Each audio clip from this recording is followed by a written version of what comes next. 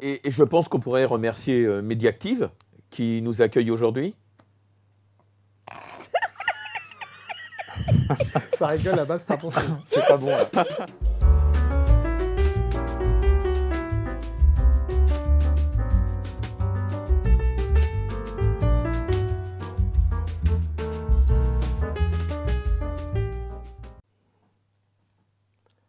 Bonjour, bienvenue dans ce numéro 24 de Boulevard du Cinéma. Alors, avant de commencer, j'aimerais dédier ce numéro à la mémoire d'Eugène Roqueton. Eugène qui était donc ami et grand cinéphile. C'était vraiment quelqu'un de très curieux, toujours enthousiaste et toujours à la recherche de films un peu originaux, un peu qui sortaient des sentiers battus. Et c'était aussi un grand amateur de la Hammer Film. Et à tel point qu'il avait une camionnette blanche et il avait carrément mis ses deux idoles sur chaque côté, donc Christopher Lee d'un côté et Peter Cushing de l'autre. C'est pour dire à quel point c'était vraiment le fan ultra. Et il m'avait raconté aussi, Eugène, qu'il y a quelques années, il avait été tout seul en Angleterre sur les traces de Peter Cushing, donc qui était vraiment son idole. Et il voulait se recueillir sur sa tombe. Donc Peter Cushing a vécu dans un petit village à quelques kilomètres de Londres. Et le problème, c'est qu'il y a un mystère sur la tombe de Peter Cushing. Personne ne sait où il est vraiment enterré. Donc il n'y a pas de plaque avec son nom. Donc il était un peu déçu quand il est arrivé sur place. Donc c'était un drôle de périple. Voilà, donc on dédie... Oui, on pense très fort à lui. Et on embrasse sa femme et ses deux filles. Voilà. Donc aujourd'hui, nous sommes avec Renaud. Bonjour. Monsieur Bouteiller. Bonjour. Julie, monsieur Laurent Picard. Bonjour. Et monsieur Damien Granger. Bonjour. D'ailleurs, on va commencer avec toi, Damien, parce que tu vas nous parler de ton futur livre sur les sexy starlets. Ça consiste en quoi exactement? Alors, c'est un livre sur les actrices de série B, de films d'exploitation et de cinéma de genre en général, qui sont sexy, comme le titre l'indique. Non, c'est-à-dire que c'est des actrices qui ont fait à la fois du magazine de charme surtout et du cinéma de genre. C'est le principe du livre, donc on y retrouve à peu près toutes les Scream Queens. En fait, ce livre, c'est un peu une version augmentée d'un hors-série que j'ai fait pour Mad Movies en 2009, qui s'appelait Les Divas de la série B. Dans ce hors-série, il y avait 100 actrices, les incontournables comme Linnea Quigley, Michelle Bauer, Julie Strain, tout ça. Donc désormais, j'en fais une version livre hardcover couleur, comme je fais habituellement, mais qui sera sur 600 pages cette fois, et avec plus de 450 actrices. Donc on va retrouver toutes ces actrices-là, plus beaucoup d'autres. Et le principe de ce livre, c'est donc en effet des actrices qui ont été avant tout modèles de charme avant de devenir actrices et qui ont continué un petit peu ensuite dans les films qu'elles ont fait à se dénuder, à se dévêtir, tout ça. Et donc le principe du livre, c'est de vous montrer toutes ces belles actrices assez dénudées. Donc plus de 600 photos. Ouais, il y en a même plus de 800 en fait aujourd'hui, maintenant que le sommaire est un peu plus finalisé, puisqu'on est non pas sur plus de 500 pages, mais désormais c'est sûr sur 600, voire même un peu plus. Il est possible que le livre fasse 600 pages et que j'ajoute les quelques pages qu'il faut en plus pour tout ce qui est sommaire, préface, index, tout ça. Donc il y a plus de 800 photos en tout. Donc on est sur du livre de charme. En fait, mon but avec Sexy Starlet, c'est, je vais pas tarder à en faire la promo comme ça, c'est que c'est le premier livre de charme sur le cinéma en fait. C'est vraiment, c'est comme si tu t'avais en main et que tu feuilletais un énorme Playboy de 600 pages, mais dans lequel seraient concentrées que des actrices. Et pas des mannequins, des modèles, tout ça. C'est vraiment le principe du livre, c'est d'être un gros livre de charme pour toutes ces actrices qu'on fait à côté du film d'horreur. Et uniquement que des photos, il y aura quand même une filmographie de... Ah, il y aura des bios à chaque fois, il y aura chaque actrice, bien sûr, est accompagnée d'un petit texte biographique. En fait, le livre a été un peu hiérarchisé. Il y a des actrices qui sont sur 4, 6, 8, 10 pages. Après, il y en a d'autres, c'est une belle photo avec un petit texte, ou des actrices sur 2 pages. Il y a aussi pas mal de thématiques. Je reviendrai dessus dans 2 minutes. Mais le principe, oui, bien sûr, que chaque actrice sera accompagnée d'un petit texte. Et sur les actrices qui sont un peu plus détaillées, il y aura une biographie bien détaillée, une filmographie, tout ça, oui. Sur une période particulière de temps ou vraiment Non, c'est vraiment ça remonte jusqu'aux années 50 en fait, un peu au début de Playboy, qui est un peu aussi le début du nu au cinéma en fait, puisque avant c'était un minimum interdit. Et comme pour mon précédent livre Horror Porn, il y aura une grosse introduction d'ailleurs qui revient sur l'historique un petit peu du nu au cinéma et dans la presse de charme. qui va fonctionner par décennie, parce que chaque décennie a aussi ses caractéristiques et bien à elle. On ne traite pas du nu de la même manière dans les années 70 que dans les années 80 que dans les années 90, donc je vais revenir là-dessus. Mais oui, les actrices sont un petit peu hiérarchisées. Bien sûr que sur une actrice comme Julie Strain, qui nous a quittés il y a 1 an et qui a été une des reines de la série B à partir des années 90, là on va sur du 10 pages contre d'autres actrices qui ont juste vraiment une belle photo avec un petit texte.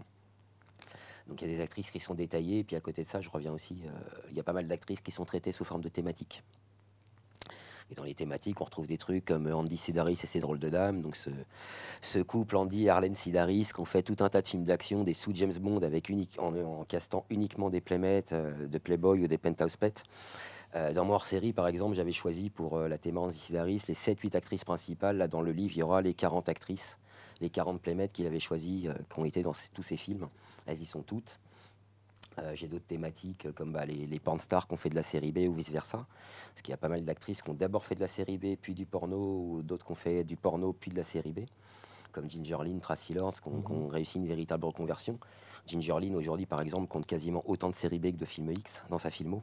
Ah oui. Ouais. Elle tourne toujours, elle. Ouais, elle continue à faire 2-3 trucs. Elle est employée maintenant plus en guest star, comme elle est un peu plus âgée.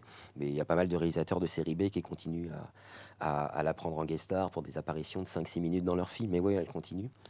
Il y a une autre théma qui s'appelle Belle de nuit, par exemple, où là, je concentre toutes les actrices comme Beverly Lynn ou Christine Nguyen, donc toutes ces actrices qui font du bikini movies, de la comédie sexy et du thriller érotique, qui sont en grande partie produits par Surrender Cinema ou réalisés par Fred Olen et qui sont diffusés sur les chaînes câblées spécialisées comme Cinemax très tard la nuit. Il y a une autre petite théma rigolote qui s'appelle Les putains du Reich aussi, avec Diane Thorne, toutes les actrices Eurociné, ensuite les Pamela Stanford, Marissa Longo, tout ça. Il y a pas mal de petites thématiques en plus. Il y a une autre thématique qui s'appelle No Budget Starlet aussi, où là c'est toutes les actrices qui jouent dans les films à micro-budget, les productions de David Sterling, etc. Enfin, en tout, il y a plus de 450 actrices sur 600 pages et plus de 800 photos. Et que des photos de charme très sexy, très sensuelles. C'est des photos privées qui t'appartiennent ou... Alors les photos viennent de ma collection perso, de collectionneurs du monde entier aussi. J'ai fait appel à des collectionneurs qui avaient... parce qu'en fait les photos viennent en grande partie de toutes ces actrices qu'on fait donc du magazine de charme, donc viennent de magazines, ils peuvent venir de Playboy ou de Penthouse, mais aussi de magazines un peu plus underground, des magazines hollandais, italiens, espagnols, des magazines du groupe Blue Climax aussi. Qui sont assez rares à trouver aujourd'hui. Moi, j'en ai acheté quelques-uns. La plupart des magazines avec des actrices comme ça, il faut savoir que sur eBay, tu vas les payer entre 40 et 60 euros le magazine. Donc, ça m'est arrivé d'en acheter à ce prix-là, hein, juste pour 6 pages, de manière à être sûr d'avoir vraiment la photo qui me plaisait pour le livre. Il y en a donc que j'ai acheté moi-même, d'autres qui m'ont été prêtés par des collectionneurs qui viennent un peu partout en fait. Et puis après, il y a d'autres photos qui viennent des archives de Playboy aussi, avec qui j'ai un petit accord. Qui resteront quand même soft. Ah oui, non, on est dans des Parce que là, photos on n'est plus soft. dans l'horror porn. Non, là, on n'est pas dans l'horror porn. précédent. Non, là, on est vraiment sur de la photo de charme.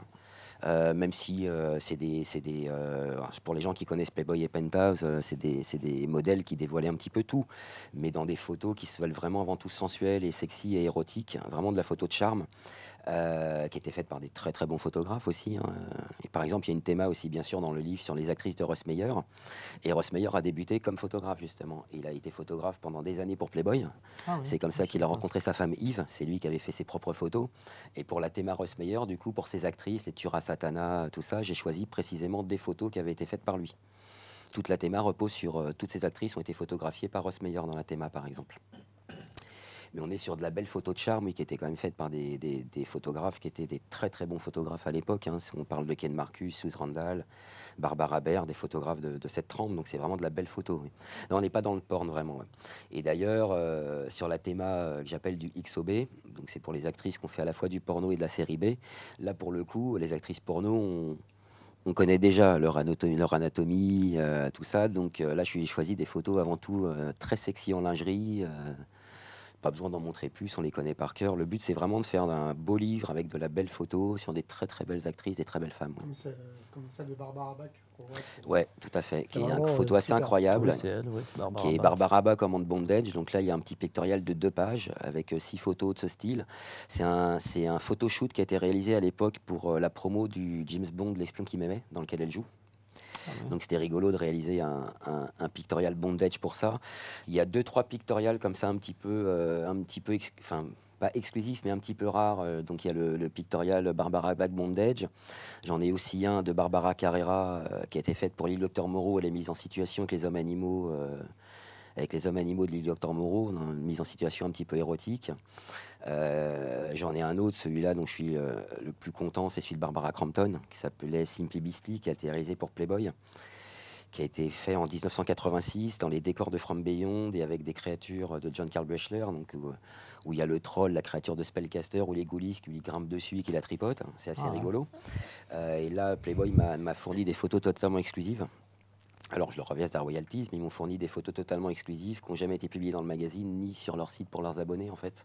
Quand c'est la Côte d'Amour qui a de bénéficier, ça va être vraiment être un plus, effectivement, pour le livre. Ouais, moi, c'est vraiment un des trucs. En plus, le photoshoot en lui-même est génial, hein, vraiment. C'est au moment où enfin, c'est une super belle femme, une super belle actrice. Et c'est vrai que c'est un vrai petit photoshoot dans les décors de From Beyond avec les bestioles de John Carl Buechler. C'est vraiment fun. Ouais.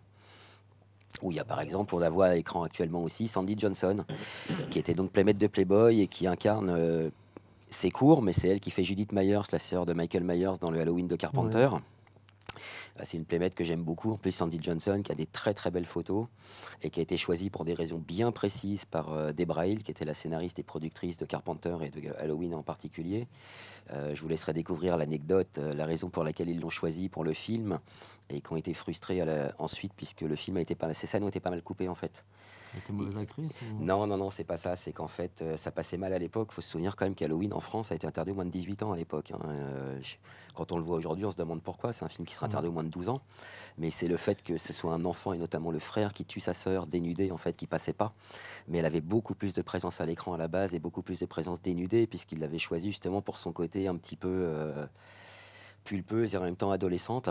Avec une très belle poitrine et ils lui ont fait tourner beaucoup plus de scènes que ce qu'on voit à l'écran à l'arrivée. Ouais. Il y avait pas mal de scènes coupées. Il y avait une raison bien particulière pour qu'il l'emploie elle plus qu'une autre en fait. Ces photos, on les verra sur ton livre. Tout à fait, oui. Il y aurait une belle sélection de toutes ces photos, puisqu'encore une fois, le groupe Playboy me fait passer des photos des fois qui n'ont pas été publiées dans le magazine. Il faut savoir que quand on voyait 12 photos dans Playboy ou dans Penthouse, c'était une session de photos d'environ 60 photos. Donc il y en a plein qui n'étaient pas utilisées à l'époque pour le magazine. Alors c'est des photos en effet sur un photoshoot complet qui sont assez répétitives. J'ai personnellement acheté le photoshoot de Michelle Bauer pour Penthouse sur eBay, qui sont généralement vendus par les photographes eux-mêmes, en fait, qui sont tirés à 6 exemplaires. J'ai quand même payé 600 balles. C'est des petits investissements, mais voilà, quand on est fan, c'est comme ça. Et puis c'est un bonus pour le livre ensuite. Mais c'est vrai ils font 60 photos pour en publier 12 à l'arrivée. C'est vrai que sur les 60, il y a des photos un petit peu répétitives. Ils ne peuvent pas tout publier non plus, ça ne serait pas très pertinent, quoi. Oui, tu achètes des photos que forcément tu vas peut-être pas publier. Aussi, oui, mais ça c'est pour le côté collection. Ça, parce que moi je collectionne les pin-ups, les screen prints, les pin-ups, c'est mon truc depuis que j'ai commencé mon fanzine, depuis que j'ai 13 ans. Et c'est vrai que j'ai traqué un peu tous ces magazines, toutes ces photos et toutes ces années. Des Playboy, j'en ai des Playboy américains, j'en ai plus de 400 chez moi, j'ai une centaine de Penthouse, et puis après plein de Hustler, High Society, Blue Climax, tout ça. Alors ce qui est bien, c'est que tu as un prétexte vis-à-vis de madame, tu dis que c'est pour le travail. C'est ça, oui, tout à fait. Ouais. Même si madame est habituée, hein, de toute façon, on avait posé les bases dès le début, mais, mais oui, c'est pour le travail, tout à fait. Quand tu achètes à des photographes, ils te vendent donc les photos avec les droits d'exploitation ? Non, ça faut les demander ensuite au cas où. Il faut, d'accord. Ouais. Non, tu achètes les photos en tant que fan ou collectionneur, tu ne l'achètes pas forcément en tant qu'auteur et éditeur. Non, faut leur demander les droits ensuite. Ouais. Et c'est à repayer derrière ? Normalement, oui. Ça dépend de l'accord que tu arrives à passer avec eux. Mais, Je crois que Daniel peut se lancer. Après, tu vois, faut demander les autorisations, c'est quand même mieux, tu dors tranquille. Parce que là, c'est quand même un livre qui va exploiter beaucoup de photos. J'avais passé dans mon hors-série, les divas de la série B pour Mad Movies, quelques photos de Playboy. Il y en avait une vingtaine dans leur série. Sur un hors-série de 132 pages, ça passe. Playboy est habitué d'ailleurs à ce que leurs photos soient un peu piratées, réexploitées par-ci par-là. Moi, j'en ai trouvé dans plein de magazines des photos de Playboy. Mais quand tu bases tout un livre dessus, c'est quand même mieux de demander l'autorisation. Et souvent d'ailleurs, c'est peut-être accordé plus facilement qu'on le croit aussi pour ceux qui justement demandent l'autorisation, en fait, parce qu'ils ne sont pas habitués à ce qu'on leur demande. Et du coup, tu as des bonnes surprises quand tu fais la démarche. Tu peux avoir des refus. Après, il y a beaucoup de magazines aussi dans lesquels j'ai scanné des photos, comme justement tous les magazines du groupe Blue Climax qui n'existent plus aujourd'hui, en fait, qui sont libres de droit. du coup, ou toutes les photos, par exemple, qui ont été publiées dans les magazines X des années 70, qui étaient justement, alors on rejoint un peu Horror Porn, qui sont des magazines qui étaient édités par la même famille mafieuse qui produisait les films.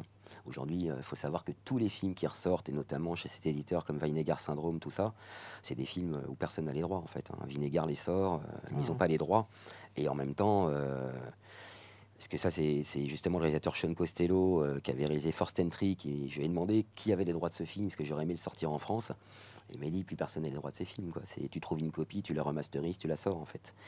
Les ayants droit aujourd'hui, c'est les héritiers de ces familles mafieuses qui aujourd'hui sont dans la finance et dans l'immobilier, qui veulent plus entendre parler du tout de tout ça, ou en prison, mais qui en tout cas ne veulent plus du tout entendre parler de tout ça. C'est une dalle de béton. Tout ce qui est lié au porno et au X, et en gros, c'est libre de droit en quelque sorte, quoi. Dans ton bouquin, tu as que des photos, des photos posées, des photos studio photographes, ou tu as également des photos de films? Et aussi des photos de films, ouais. Pour certaines actrices, je passe quelques photos de films, quelques affiches de films aussi, quelques flyers, un petit peu pour rappeler aux lecteurs dans quel film elles étaient et que ça fasse tilt, en fait, qu'ils disent « Ah oui, c'était l'actrice qui était dans tel film », tout ça. Non, il n'y a pas que de la photo posée, même si c'est quand même 90% du livre, oui, c'est le principe. Hein. C'est vraiment d'être sur un gros livre de charme, ouais, un gros Playboy de 600 pages, en gros. Ouais. C'est vraiment le concept du livre. Et tu parlais des années 50 tout à l'heure. Tu descends un petit peu en dessous. Je veux dire, je pense, je sais pas, moi, par exemple, à Arletty dans Hôtel du Nord, qui a une scène de douche nue. Mon époque, quoi. Hein voilà, c'est ça. C'est beau de le dire. Il y a ce genre de choses où tu attaques directement sur... Non, ça peut être évoqué dans l'intro. Par contre, pour le cœur de livre, vraiment, je me concentre sur des actrices du cinéma d'exploitation avant tout. Donc tout ce qui est avant tout série B, cinéma bis, enfin, vraiment film d'exploitation. Fin des années 60, années 70, en gros. Ouais, et puis beaucoup 80-90 aussi, parce que c'est la grande époque là, de la Scream Queen, et époque qui est un peu révolue aujourd'hui, puisqu'il n'y en a plus tant que ça, en fait. Non, aujourd'hui, Mais c'est vrai que c'est des époques, des années 80, où il y a eu vraiment beaucoup d'actrices qui ont été... qui ont fait beaucoup de films, en fait. C'est-à-dire qu'elles en avaient fait un ou deux, et puis elles ont été repérées, et elles en ont enchaîné beaucoup par la suite. Ça a été vraiment un vrai phénomène, en fait. Le phénomène Scream Queen, c'est un vrai phénomène, vraiment. Je raconterai quelques anecdotes perso aussi de mes rencontres avec certaines de ces actrices, et notamment Julie Strain, que j'ai jamais interviewée, mais que j'ai rencontrée une fois. C'est une rencontre très impressionnante. C'est quand même Julie Strain, c'est une actrice quand même très charismatique, très sculpturale. Hein. Surtout moi qui suis pas bien grand, 1m70, elle arrive devant moi, elle fait quasiment 1m90, avec toutes ses mensurations. Et à côté de ça, c'est une actrice qui se prenait pas une seule seconde au sérieux. C'est elle qui est décédée il y a pas longtemps, Ouais. c'est ça, hein. Qui était très consciente de ce qu'elle faisait et qui se prenait pas au sérieux une seule seconde, qui était consciente que c'est son corps qui lui faisait gagner sa vie. Alors c'est du boulot à côté, hein. C'est quelqu'un qui faisait du sport et de la muscu 3-4 heures par jour, qui entretenait son corps puisque c'était son gagne-pain, mais qui était très consciente de ce qu'elle faisait. Hein. C'est quoi la vie? Elles ont la vie facile, ces filles-là? Ça doit être un milieu qui quand même doit être difficile. Tentation de la drogue, de pas mal de choses. Non, pas tant que ça, parce que déjà elle bosse beaucoup en fait. Parce que aussi pour gagner ta vie, il faut quand même beaucoup travailler. Hein. Julie Strain, elle tournait quelque chose comme 3-4 films par mois. Parce que c'est pas des films, c'est des petits films à petit budget, donc t'es pas non plus des salaires incroyables. Hein. Surtout dans les années 90, elle est arrivée dans les années 90. Dans les années 80, il y a vraiment un âge d'or de la série B, du film un peu campy, justement avec toutes ces Scream Queens, des films de David de Coteau, Fred Olen Ray, où même si c'est des petits budgets, il y a quand même des salaires, il y a quand même un minimum de salaire pour les actrices, puis après les budgets diminuent et donc les salaires avec. Ouais. Donc il faut beaucoup travailler. Non, c'est des filles qui avaient quand même une vie assez saine et assez équilibrée à côté de ça. Oui, leur corps était leur gagne-pain, mais ça, on n'est pas dans le milieu du X non plus. La série B, c'est encore un peu différent. Ce qui est intéressant avec ce livre, c'est qu'il est un petit peu le grand frère du hors-série Mad Movies, les divas de la série B, dont tu parlais.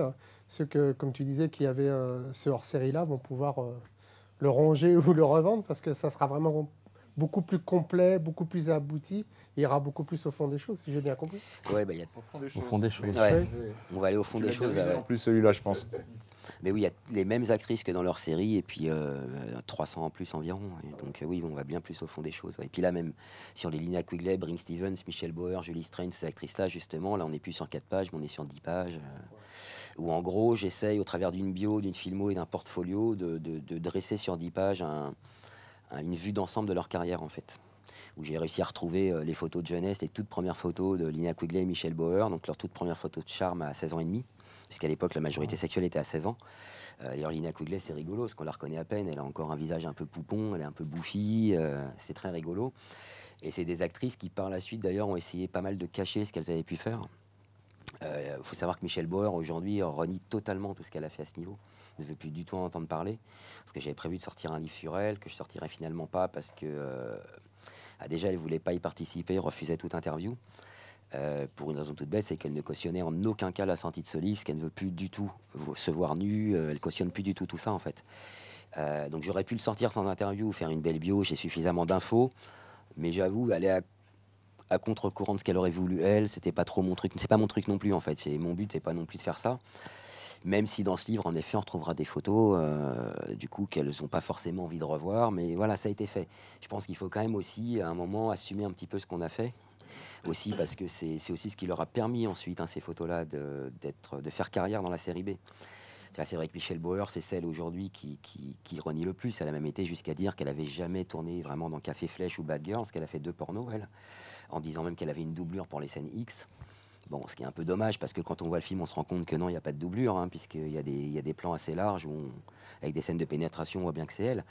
Et c'est vrai que, voilà, je pense que je vais ouvrir le livre d'ailleurs avec une citation d'une autre Scream Queen qui s'appelle Rocky DeMarco, qui est une actrice fétiche de Jim Wynorski, et qui dit que mieux vaut assumer ce qu'on a fait, parce que c'est aussi, toute expérience permet de se construire, en fait, et de devenir ce qu'on devient, plutôt que de renier ce qu'on a fait à ce point-là. Mais c'est vrai que certaines actrices, des fois, n'aiment pas trop dévoiler qu'elles ont été modèles de charme.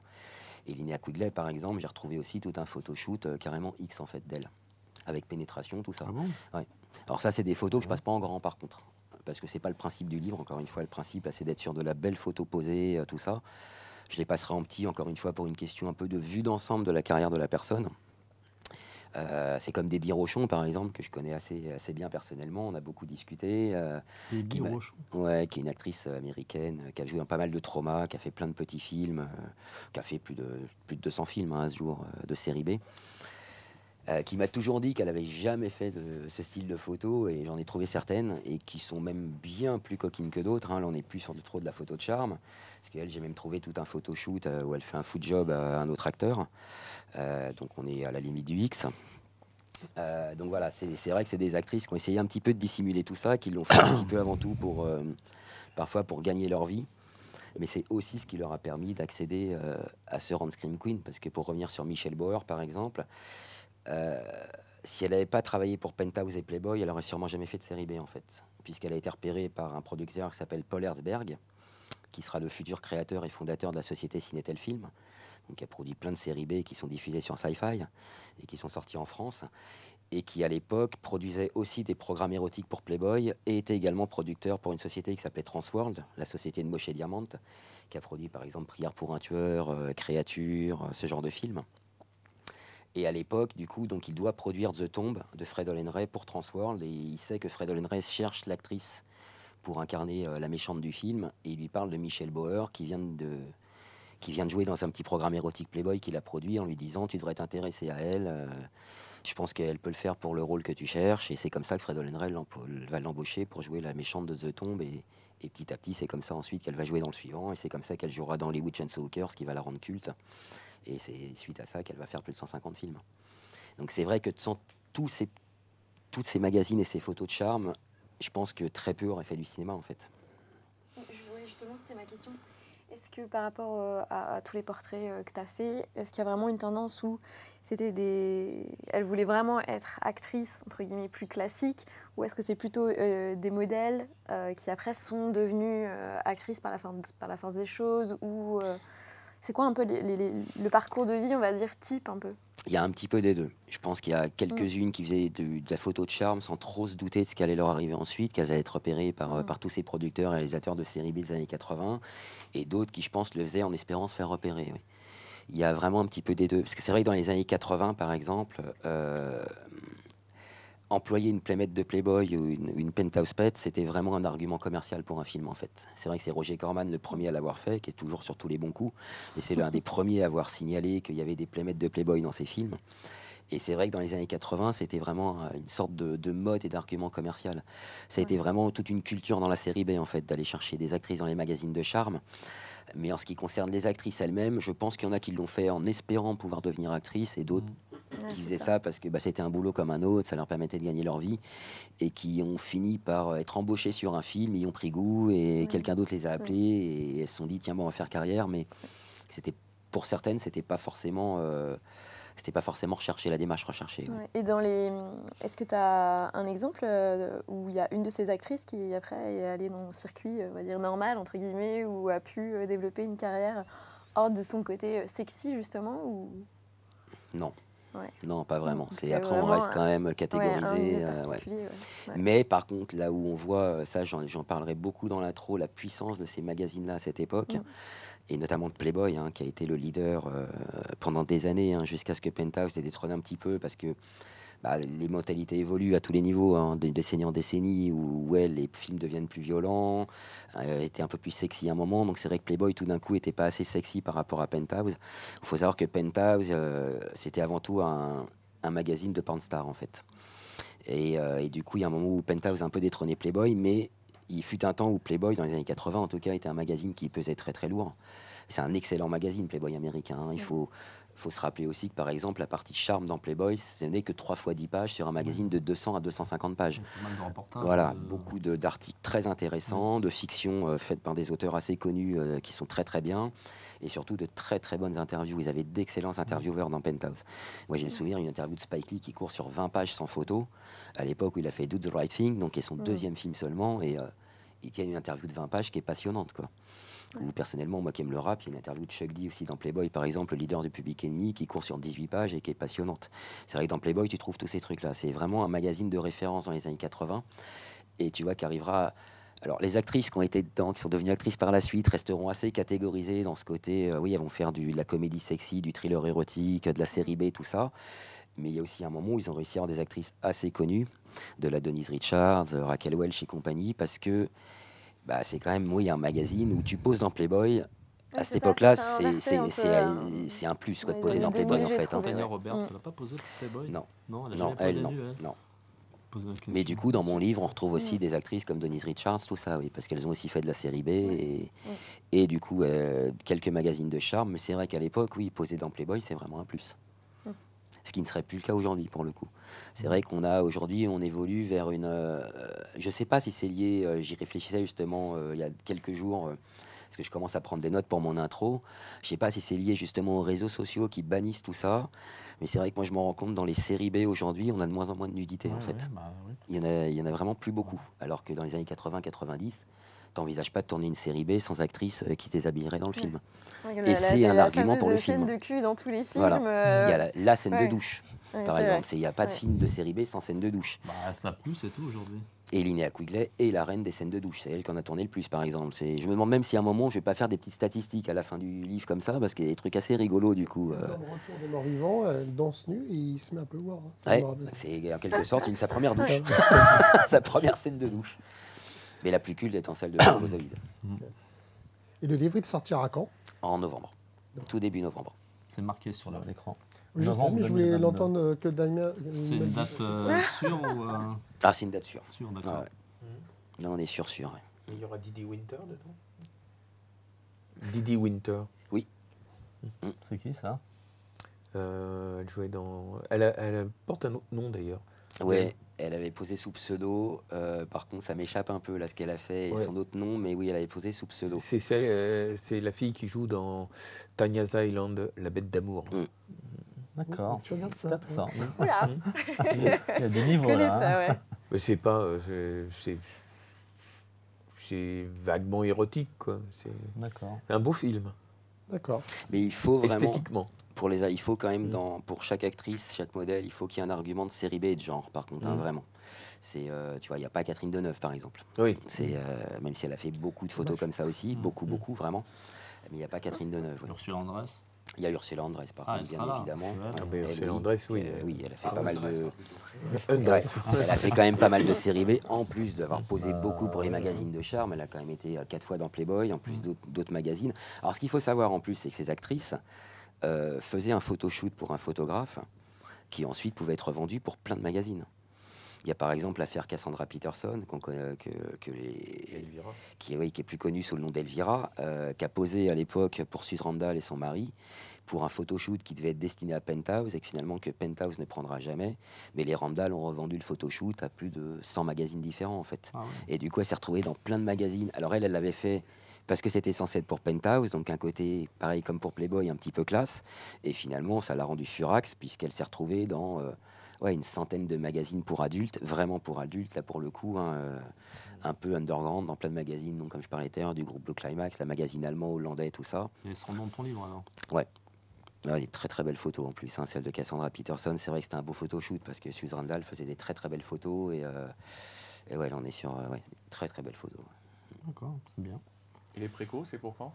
Ça sera pour prochainement. Je sais pas encore trop, au printemps. Il n'y a pas de date fixe, mais ça sera entre mai et juin. Très bien. Il y aura plusieurs formules comme d'hab, parce que le livre va être bien sûr fait 600 pages, donc va être un petit peu cher, mais il y aura une offre promotionnelle pour les précos avec un petit cadeau, et puis il y aura une offre encore plus promotionnelle pour ceux qui, dès les débuts des précos, voudront en offrir un. Il y aura moyen d'en acheter 2 pour encore un prix encore plus intéressant. Avec une boîte de Kleenex offerte. Mais c'est vrai que là, ça devient un petit peu compliqué en ce moment-là, entre les augmentations des frais de port, les devis imprimeurs qui flambent comme c'est pas permis, là, on est entre 40 et 60% d'augmentation partout, ça devient compliqué. J'essaye de rester sur des tarifs raisonnables, un petit peu comme mes précédents livres, mais c'est vrai que c'est un petit peu plus compliqué cette année, quoi. Très bien, bien. En tout cas, on a hâte. Alors, on va passer à Mademoiselle. Oui. Julie, qui va nous parler de films de vampires. C'est ça. Bon, je suis désolée, je vais être un peu obvious avec mes notes. Oui, voilà, je les mets là. Vous faites comme si ça n'existait pas. On les voit pas. Voilà. Et d'ailleurs, j'avais pas une idée vraiment super précise de sujet. Jean-Paul me dit, je sais pas, parle de films que dont tu as envie de parler. Voilà. Et je dis, tiens, il y a un sujet qui me plaît bien, notamment, c'est le sujet des vampires dans le genre, vraiment un de mes genres préférés avec les monstres et les films de fantômes. Et je me dis, tiens, pourquoi pas? Mais juste parler des vampires, il y en a tellement, et puis... Ah ouais, il y en a un paquet là. Que choisir? Et je me suis dit, je vais prendre des vampires originaux.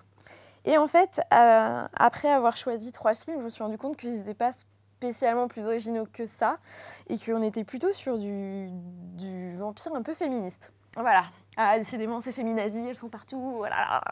Bon, bref. Donc, je vais rentrer un peu dans le dans le cœur du sujet. Ouais, ça balance un petit peu. Oui, c'est le... mais non, mais pas. C'est normal, c'est bien comme ça, on n'aura pas de problème. Mais non, mais moi, voilà. j'adore le milieu érotique. En tant que comédienne, c'était ma spécialité. On aura tous les quotas comme ça. J'ai l'habitude. Du coup, j'ai pris 3 films. Alors, c'est pas spécialement un top 3, parce qu'il n'y a pas une histoire de préférence. Voilà. Je vais donc les présenter par ordre plutôt chronologique. Et je démarre avec le suédois Morse, qui est sorti en 2008 de Thomas Alfredson. C'est un chef-d'œuvre. Pour moi, c'est un chef-d'œuvre. Voilà. Alors, je suppose que vous l'avez tous vu, mais... Je ne l'ai pas vu. Ah, super. Bon, alors j'ai vu le remake. Moi, j'ai vu le remake aussi, Let Me In. Ah non, mais non, il fallait vraiment voir l'original. Bah oui. Alors, donc ça se passe en Suède dans les années 80, dans la banlieue de Stockholm. C'est vraiment une ambiance très très grise. Il neige, tout est recouvert de neige, espèce de petits immeubles avec ce grand parking dégueu.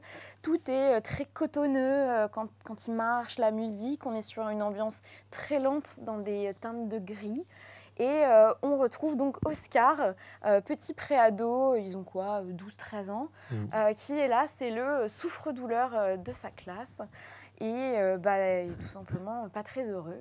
Il n'a pas d'amis.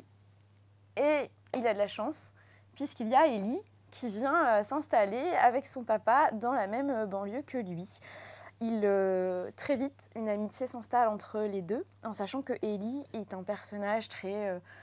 mystérieux, une jeune fille qui sort toujours la nuit, a juste un petit t-shirt ou un petit pull, et une relation très ambiguë.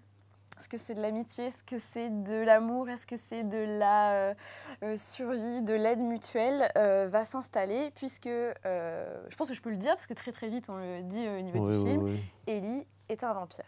Un vampire coincé dans un corps de jeune fille.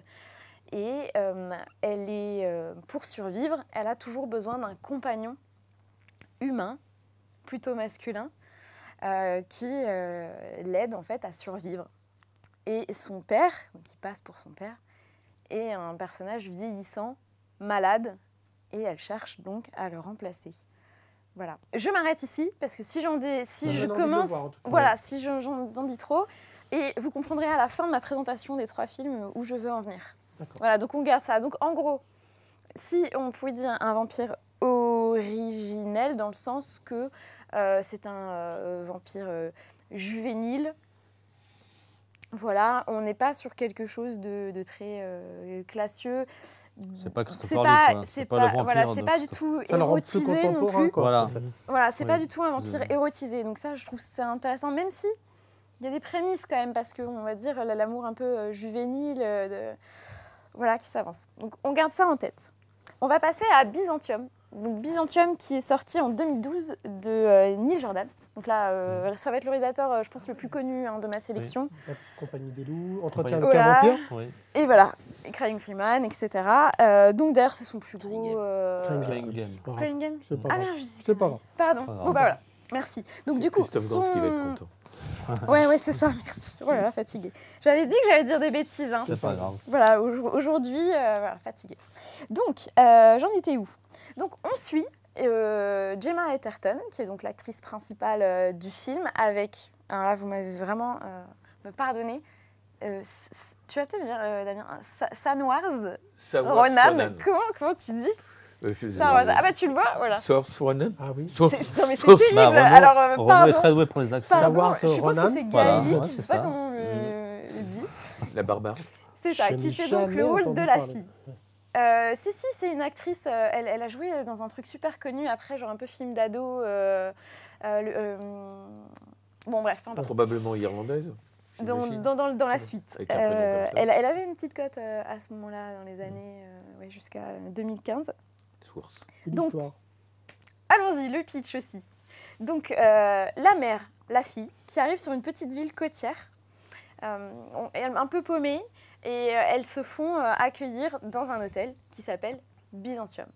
Très très vite, on comprend que les 2 femmes sont des vampires, qu'elles sont en fuite, qu'elles fuient, qu'elles sont en danger, et il faut qu'elles s'installent.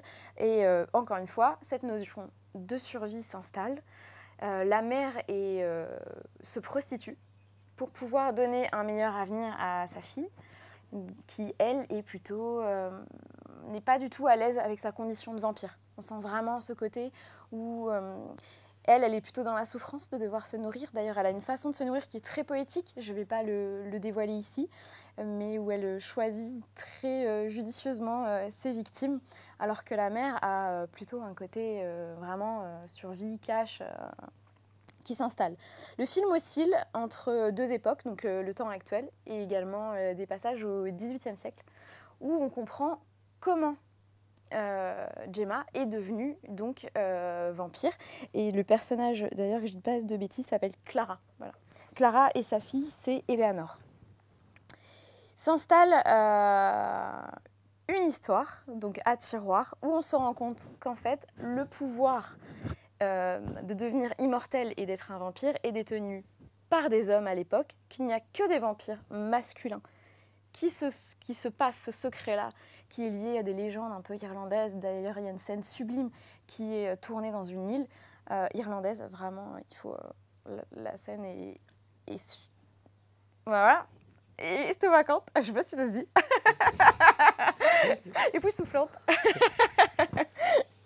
Et voilà, on est un petit peu dans cette ambiance-là, très entre 18e, une fuite de ces personnages féminins qui doivent survivre et qui ont arraché le secret de l'immortalité aux hommes. Je crois déjà entrevoir un lien Voilà, entre les 2 j'arrête un premiers peu. films. Un petit peu, voilà. J'arrête ici, pareil, je ne vais pas en dévoiler trop. Et alors, je vais terminer vraiment avec un film pure série B, un peu fun, qui est sorti sur Netflix cet été, que j'ai vu moi. Voilà, alors du coup, c'était l'affiche qu'il fallait pas mettre. C'est un film allemand, c'est ça? C'est un film allemand Je l'ai vu. de Peter Torsvass. Voilà, Pourquoi ça se l'affiche prononce n'est pas comme bonne? ça. Bah parce qu'en fait, ça dévoile, immédiatement le pitch. Effectivement, c'est ce qui a été beaucoup critiqué à Netflix, qui a complètement flingué l'histoire en montrant que le personnage principal voilà, est un vampire. Ils ont flingué leur promo. Ah mais complètement. Donc moi j'ai eu la chance de passer à l'été, j'ai pas vu, donc je l'ai vu en fait là au mois de novembre. Tu sais qu'au départ c'est un film de vampire, bon il faut t'attendre quand même à ce qu'il y ait un vampire. Non, franchement je sais c'était dans les suggestions Netflix et puis tu le lances et puis tu captes pas spécialement. Et ceci dit, il est très fun, hein, comme tu dis. Hein. Il est très fun, il est péchu, il est bien filmé. Oui, sympa. Ouais, c'est Il bien. marche super bien. Très dynamique. Ouais. Ouais. Donc pareil, le pitch, alors c'est marrant, ça mélange plein de genres différents. On est dans piégé dans un avion, avec le film de terroriste des années 90 et le film de vampire un peu plus Même péchu, s'il prend un chemin zombie. pas forcément traditionnel, surtout dans le final. Oui, voilà. Donc, on a une mère qui accompagne son petit garçon d'une dizaine d'années. Je crois que ça démarre à Berlin. Ils prennent l'avion pour aller aux États-Unis.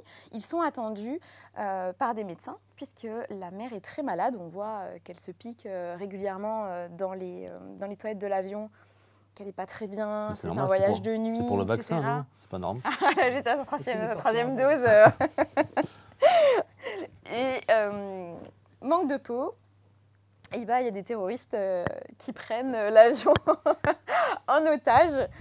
Et là, commence un petit jeu du chat et de la souris. Or, le chasseur est chassé et inversement, je ne dirai pas plus loin, mais la mère est un vampire et elle va être obligée de dévoiler qui elle est et de s'abandonner dans l'animalité, entre guillemets, pour pouvoir sauver son fils. Une sorte de replay sous amphétamine un peu. Ouais, très protectrice. Ce que j'ai bien aimé dans le film, c'est le traitement très animal qui est apporté aux vampires, en fait. C'est ça, côté très bestial. Encore une fois, dans le côté vampire originel, enfin, même si ça a déjà été fait, on n'est pas pareil sur un vampire très lisse, très classe, un dandy. Elle souffre de sa condition Ah, quand même. Elle souffre de sa condition, mais elle lutte même contre, complètement. À un moment, elle bascule complètement. Et là, quand elle bascule, elle est et c'est très agressive, on va dire. C'est ça, c'est du vampire où l'être humain, ce qui était avant, n'est pas conservé en fait. Et en plus, se transmet un peu comme un zombie. Voilà, j'irai pas plus loin. Mais en tout cas, c'est péchu, ça marche bien. Moi, j'ai trouvé ça bien filmé, j'ai passé un super moment. Alors, j'arrive un peu à ma conclusion. Mais pourquoi ces 3 films, Julie? Voyons. Oui, pourquoi ces 3 films, Julie? Voyons. Pourquoi donc? Et voilà. Et bien, en fait, tout simplement, après avoir choisi ça, je me suis dit, pourquoi ces 3 films-là m'ont marqué? Pourquoi vouloir vous les communiquer? Ben déjà, je me suis dit, mais tout simplement, où il n'y a plus de genre vampire. En fait, c'est quoi le vampire? Finalement, on se rend compte que on passe, si on prend les films de la Hammer, on était sur quelque chose d'extrêmement codifié. On a maintenant un objet vampire qui est complètement détricoté selon le réalisateur, qui va pouvoir l'utiliser, mais comme tous les sujets de genre, comme les sujets de société, psychologiques, l'utiliser pour illustrer énormément de thèmes. Mais le vampire en soi est complètement dépouillé. Voilà, on n'est même plus sur quelque chose... Surtout dans le premier, Morse. Ouais, voilà, d'historique. On n'a plus ce côté mort-vivant, diabolique. Enfin, on commence l'origine du vampire, de ce qu'il est complètement détricoté. Je suis vraiment sur cette intéressant, justement, c'est un personnage tellement fort qui traverse les époques, tous les traitements possibles et inimaginables. On peut le façonner comme on veut. C'est intéressant pour un réalisateur. Mais complètement. Mais je trouve que par rapport, par exemple, au film de zombies, où c'est plus récent, on va dire, dans l'histoire du cinéma, mais malgré tout, même s'il a tendance à être aussi être réapproprié ces dernières années, c'est quand même toujours très collé. Je trouve qu'on retrouve. Alors que le vampire, vraiment, je trouve, est complètement éclaté ces dernières années. Et ma question, c'est est-ce qu'il y a toujours un genre vampire, finalement? Alors, vous avez 3 heures. Je dirais oui. Il faut juste qu'il ne va pas être trop récupéré par les super-héros et consorts. Ce qui est intéressant dans ces 3 films, c'est que c'est 3 femmes. Voilà, vampires. et ça, c'est ma deuxième réflexion, où je me suis fait, bah ouais, mais en fait, j'ai choisi que Femmes les gonzesses. et filiation également. Un peu. Enfin, surtout pour les. Oui, les derniers. effectivement, c'est 3. Oui, c'est vrai, oui, en transmission. Voire filiation spirituelle pour Morse, je suppose. Oui, c'est vrai. Je l'ai pas oui, vu, mais de bon. continuité. Peut-être un peu moins, parce que c'est toujours ambigu. Parce qu'effectivement, est-ce que c'est son compagnon? Est-ce que c'est son mari? Est-ce que c'est son père après, son grand-père, oui. tu vois, au fur et à mesure où l'humain, lui, vieillit et qu'elle reste là. En tout cas, ça en fait des films très intéressants et Oui. très ancrés dans l'actuel, en fait. Dans Et l'actualité. la dernière réflexion que je me suis faite, c'est qu'effectivement, il y a de plus en plus de personnages de vampires féminins qui ont l'air forts, en mode badass et ça. Et en fait, finalement, quand on prend du recul, on se dit, mais finalement, même si elles sont vampires, elles ont toujours les caractéristiques, entre guillemets, de la femme. Elles ont toujours les inconvénients, entre guillemets. Parce que si je prends Morse, elle est toujours dépendante d'un compagnon masculin. Si on prend Byzantium, le personnage de Clara est toujours obligé d'utiliser son corps, sa féminité, pour survivre en se prostituant, même si c'est dans l'optique de donner un meilleur avenir à sa fille. Et dans Blood Red Sky, pareil, elle se sacrifie complètement pour son enfant. Elle va plonger dans ce statut de vampire pour pouvoir sauver son enfant. Voilà, c'était ma question. Finalement, Très bien, très bien. Très bien. le vampire est-il féministe? Je ne sais pas. Et les films de vampires féministes ont commencé, si je ne me trompe pas, avec le film de John Landis avec Anne Parillo. Ah oui, c'était... Ouais. Blood, ouais. Ou La fille de Dracula, peut-être, Mm. que tu dois connaître. La fille de Dracula, non, ça c'est pour Jean-Paul. Chef-d'œuvre de Jess Franco. Monsieur Picard, Oui. alors vous allez nous parler de Dune, Oui, la saga Dune. la saga Dune. Parce qu'il y a pas mal de choses à dire sur... Il y a pas mal de choses. C'est le roman de Pierre Decou, c'est ça? Voilà, donc d'une pierre C'est deux fait. coups. C'est fait, merci. Merci, c'est fait. Donc, Dune, roman de Frank Herbert. Frank Herbert, 1920-1986, qui s'est toujours destiné à l'écriture, qui a commencé comme journaliste, journaliste engagé, avec le côté écologique qui lui tenait à cœur. Et sa grande œuvre, en fait, Dune, il a mis 4 ans à peu près pour l'écrire, 61-65. Ça n'a pas eu le succès public tout au départ, ça a eu un succès critique avec le prix Hugo et le prix Nebula, et ce n'est que 4 ans après que vraiment il y a eu les ventes ont décollé. Il y a eu il en écrira 5 séquelles officielles. La dernière datant de 85, il est mort en 86. Renaud, si tu as suivi, 1920-1986. Et ça sera son fils, Brian, qui reprendra le flambeau vers fin des années 90 avec l'aide d'un autre écrivain qui est donc Anderson et qui lui replongera sur les préquels de Dune. Ils vont utiliser le filon jusqu'au bout. Alors, Dune, en fait, au départ, c'est un squelette narratif assez simple, puisque ça parle d'un adolescent, un gamin de 14-15 ans, qui va petit à petit, c'est un roman initiatique, devenir l'être suprême. Mais l'avantage, l'originalité en fait de Dune, c'est que c'est situé dans un univers qui est beaucoup plus intéressant et beaucoup plus complexe que ce qu'on pouvait avoir dans la science-fiction de l'époque. Alors, notamment, en fait, Dune repose sur 2 tripodes, sur 3 socles au niveau organisation. Il y a donc l'empereur, qui domine tout l'univers, c'est simple. Il y a les maisons, donc sorte de duc, baron, tout ça, avec 2 maisons les plus connues, les Harkonnen et les Atreides. Alors, dedans, il y a une rivalité. Il y a aussi un coup à la « je suis ton père », un peu comme dans Star Wars, mais c'est bien avant. Et le troisième socle, c'est bien sûr la guilde qui fait le commerce de l'épice. Donc l'épice, on ne la trouve que sur une seule planète, qui est Dune. Elle a 2-3 choses importantes à savoir. C'est que ça permet d'éveiller sa conscience et de l'envoyer dans des endroits... Enfin, on va au-delà, mieux que ce qu'on pourrait fumer, on va dire. Ça va très très loin. Pourquoi tu regardes Damien ? Comme ça, je ne sais pas pourquoi. Là, je me suis dit, il va être réceptif. Ça permet aussi à faire les voyages intergalactiques. Et c'est la guilde qui s'en occupe. Et donc, c'est eux qui abusent un petit peu de cette épice. Et ça donne un petit peu des mutants. L'intérêt, après, de Dune, c'est qu'il y a on va dire, au moins 4 thèmes forts. Le premier thème, qui est un thème religieux, avec les Bene Gesserit, qui sont une sorte de nonnes qui sont là, qui font des manipulations génétiques sur un programme pour créer l'être suprême. Il y a quelque chose aussi d'important qu'on ne voit pas forcément dans les films, c'est la disparition de l'intelligence artificielle, puisque 10 000 ans avant que Dune ne commence, il y a eu ce qu'on a appelé le djihad butlérien, qui a amené à l'éradication des machines. Pourquoi? Parce qu'elles prenaient le pouvoir sur l'homme, et ils ont décidé que terminé. Et donc, ce qui remplace les ordinateurs et tout ça, c'est pour ça qu'en fait, il y a toujours un look un peu rétro-futuriste dans Dune. Il n'y a pas d'ordinateur, il n'y a pas ça. Pourquoi? À cause de ce djihad butlérien. Et derrière, ce sont des mantas. Alors, les mantas, ce sont les hommes ordinateurs, entre guillemets. Donc, vous les voyez dans Dune de Lynch, ce sont qui ont des sourcils broussailleux. Chez Villeneuve, il leur fait rouler des yeux. Bon, normalement, c'est les sourcils qui sont leurs caractéristiques.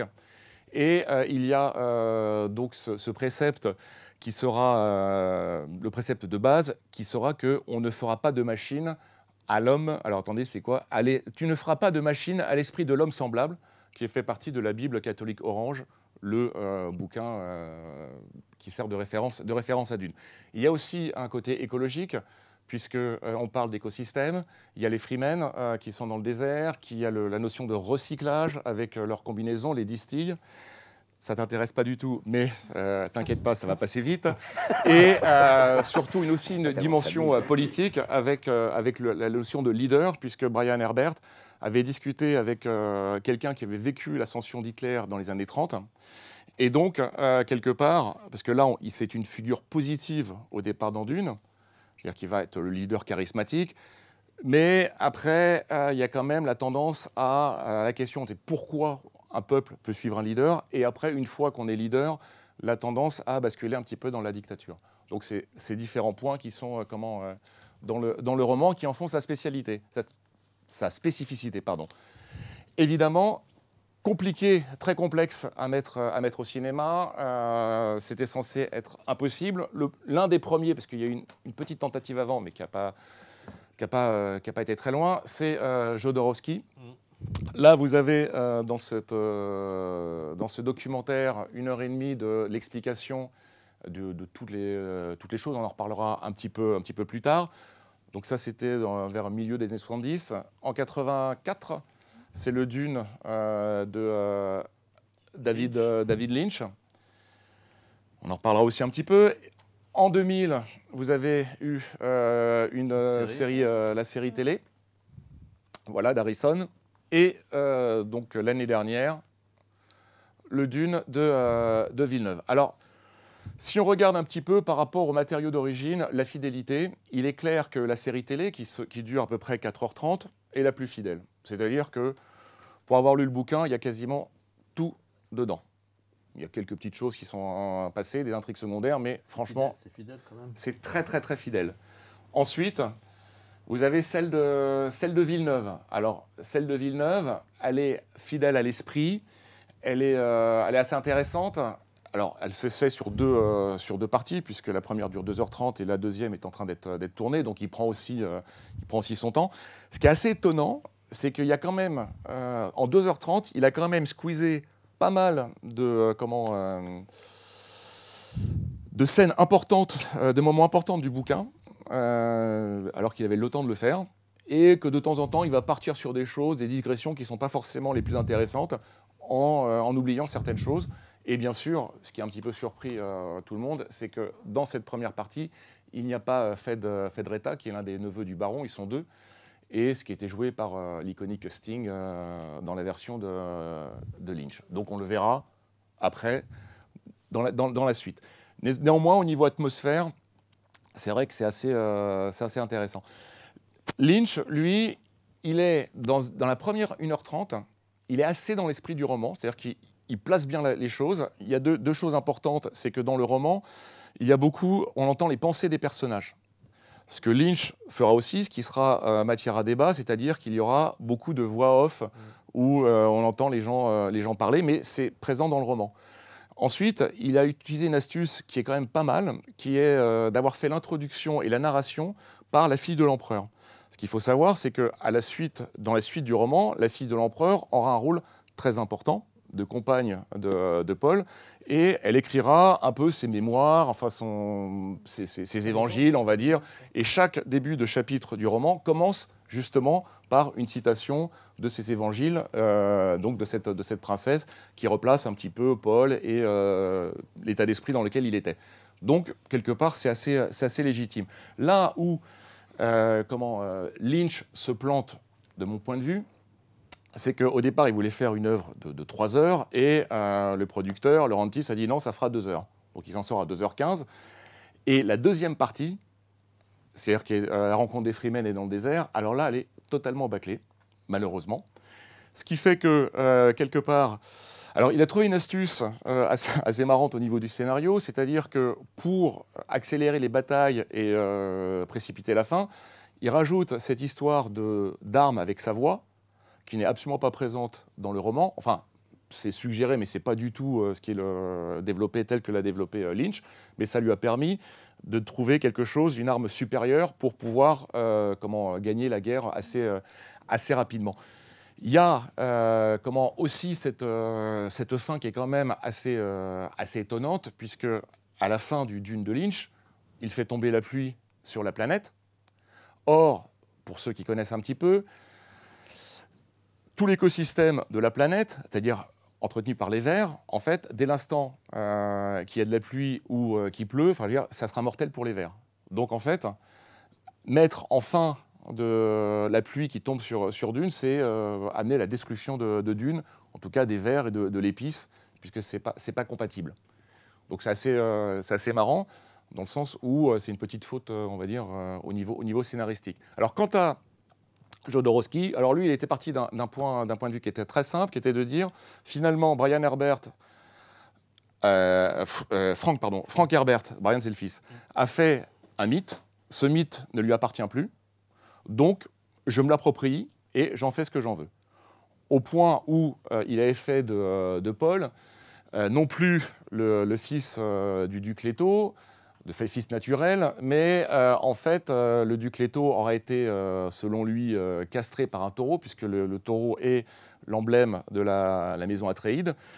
Et donc, ça serait son sang qui aurait enfanté, et non pas son sperme, qui aurait enfanté Paul. Donc déjà, on part un peu dans un délire assez... voilà. À la fin, Paul, pour lui, allait mourir. Et en fait, comme Paul était l'être qui pouvait être partout à la fois, son esprit allait se disperser au niveau de tout le monde. Et au moment où il meurt, tout le monde se dit « je suis Paul », ça rappelle un peu « je suis Spartacus ». Pour ceux qui connaissent. Et à la fin, Dune, la planète, en fait, était censée prendre vie complètement et s'en aller de ce système et aller se propager ailleurs. Enfin, c'en était dans un énorme délire. Au niveau donc de la vision de Dune, celle de Lynch, pour moi, elle est quand même très très belle. Je veux dire, c'est quelque chose qui marque. Pourquoi ? Parce qu'en fait, sur chaque planète, il y a un caractère propre. Tout est vraiment différencié, c'est assez bien. On aurait pu avoir aussi avec Jodo quelque chose de délirant, puisque le design des superbes vaisseaux était dessiné par Chris Foss, qui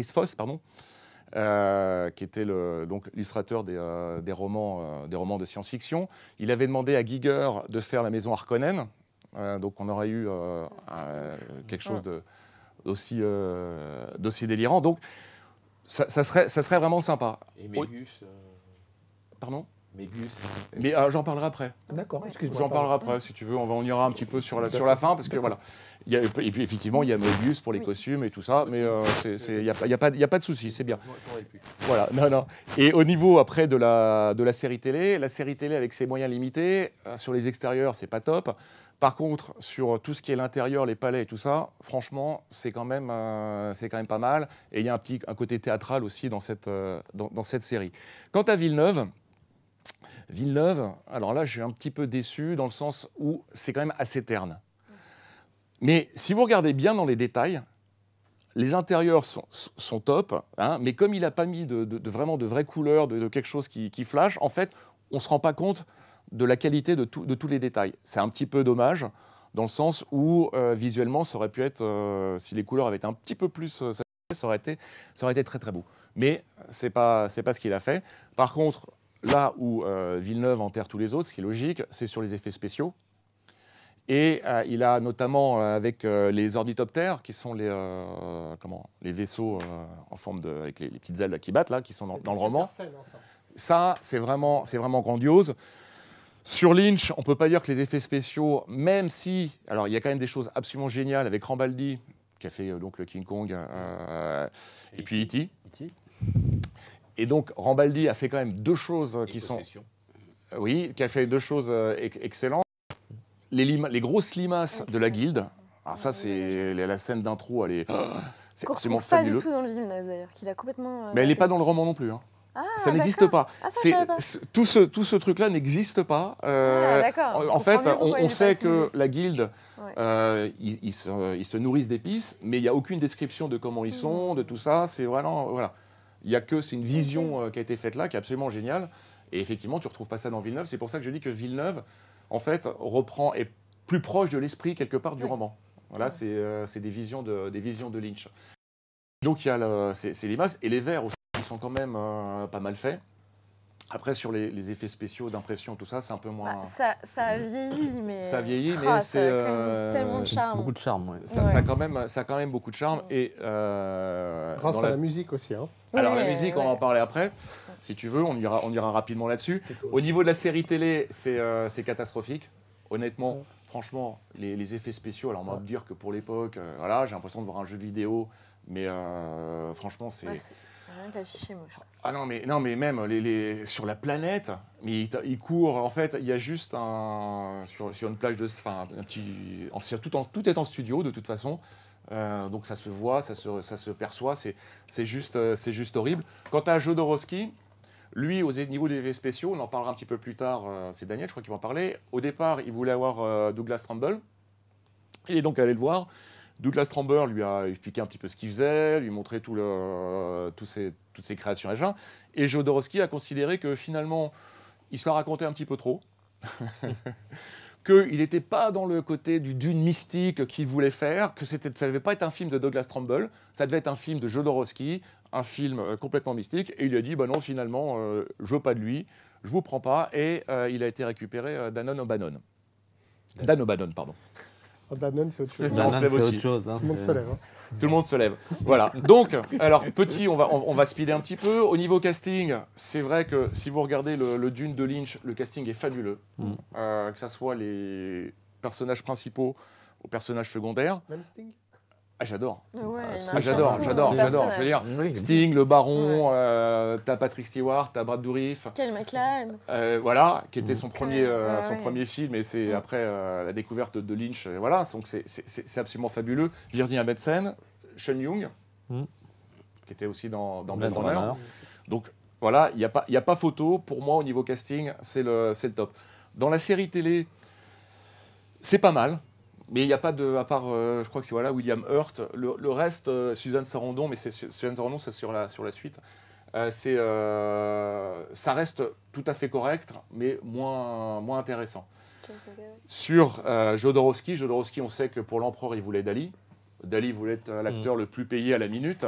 Donc en fait, il voulait le faire jouer le moins long possible. Dali voulait un trône où il y avait sa matière fécale d'un côté, son urine de l'autre, parce qu'il fallait pas. Enfin, c'était complètement délirant. Je suis pas sûr que ça aurait marché. Pour sa princesse, il voulait prendre Amanda Lear. Ça aurait été bien. Est-ce que ça aurait été le délire? On ne sait pas. Il y avait son fils aussi pour jouer Paul, où il lui a fait un entraînement physique et spirituel pour qu'il soit comme Paul. Enfin, c'était complètement délirant. Et voilà, donc. Orson Welles aussi. Oui, il voulait Orson Welles aussi. Il voulait un petit peu tout le monde et Mick Jagger. Mick Jagger à la place de Sting. Tout a été fait pour que ce film n'existe pas, en fait. Alors, ils se sont tous mis d'accord, là. Non, ça sera... Alors, on va voir pourquoi ça va être fait après. Et donc, par contre, sur Villeneuve... Bon, alors moi, je ne suis pas fan de Timothée Chalamet. Bon, j'aimais bien Rebecca Ferguson, mais là, ce n'est pas forcément mon truc. Enfin, ils ont tous la barbe, ils sont tous un peu pareils. Enfin, je sais pas. Moi, personnellement, je ne suis pas fan. Après, Je veux pas porter de jugement, c'est peut-être pas ma génération non plus. Hein. On dirait des peut-être un petit Jedi peu de trop série vieux. Z. Quoi. Josh Brolin est très bien. Hein? Non, je trouve le cast, je suis pas tout à fait d'accord. Je trouve qu'ils sont bien à leur place. Mais peut-être, mais pour moi, en fait, c'est ce que je reproche un petit peu, c'est que il y a pas quand tu prends celui de Lynch, même la dame de petite taille qui joue, ouais. et tout ça, enfin, c'est flippant, tout est flippant. Ils ont tous des gueules, ils ont tous, c'est voilà. Là, c'est un peu lissé. Et Voilà. les costumes aussi sont flamboyants, Oui. les décors, tout. Je suis d'accord quand tu dis que c'est terne, effectivement, même je trouve le casting est terne aussi. Moi, franchement, je me suis ennuyée. Je me suis ennuyée. Et pourtant, j'aime bien Villeneuve. Je suis pas anti-Villeneuve. Mais c'était long, quoi.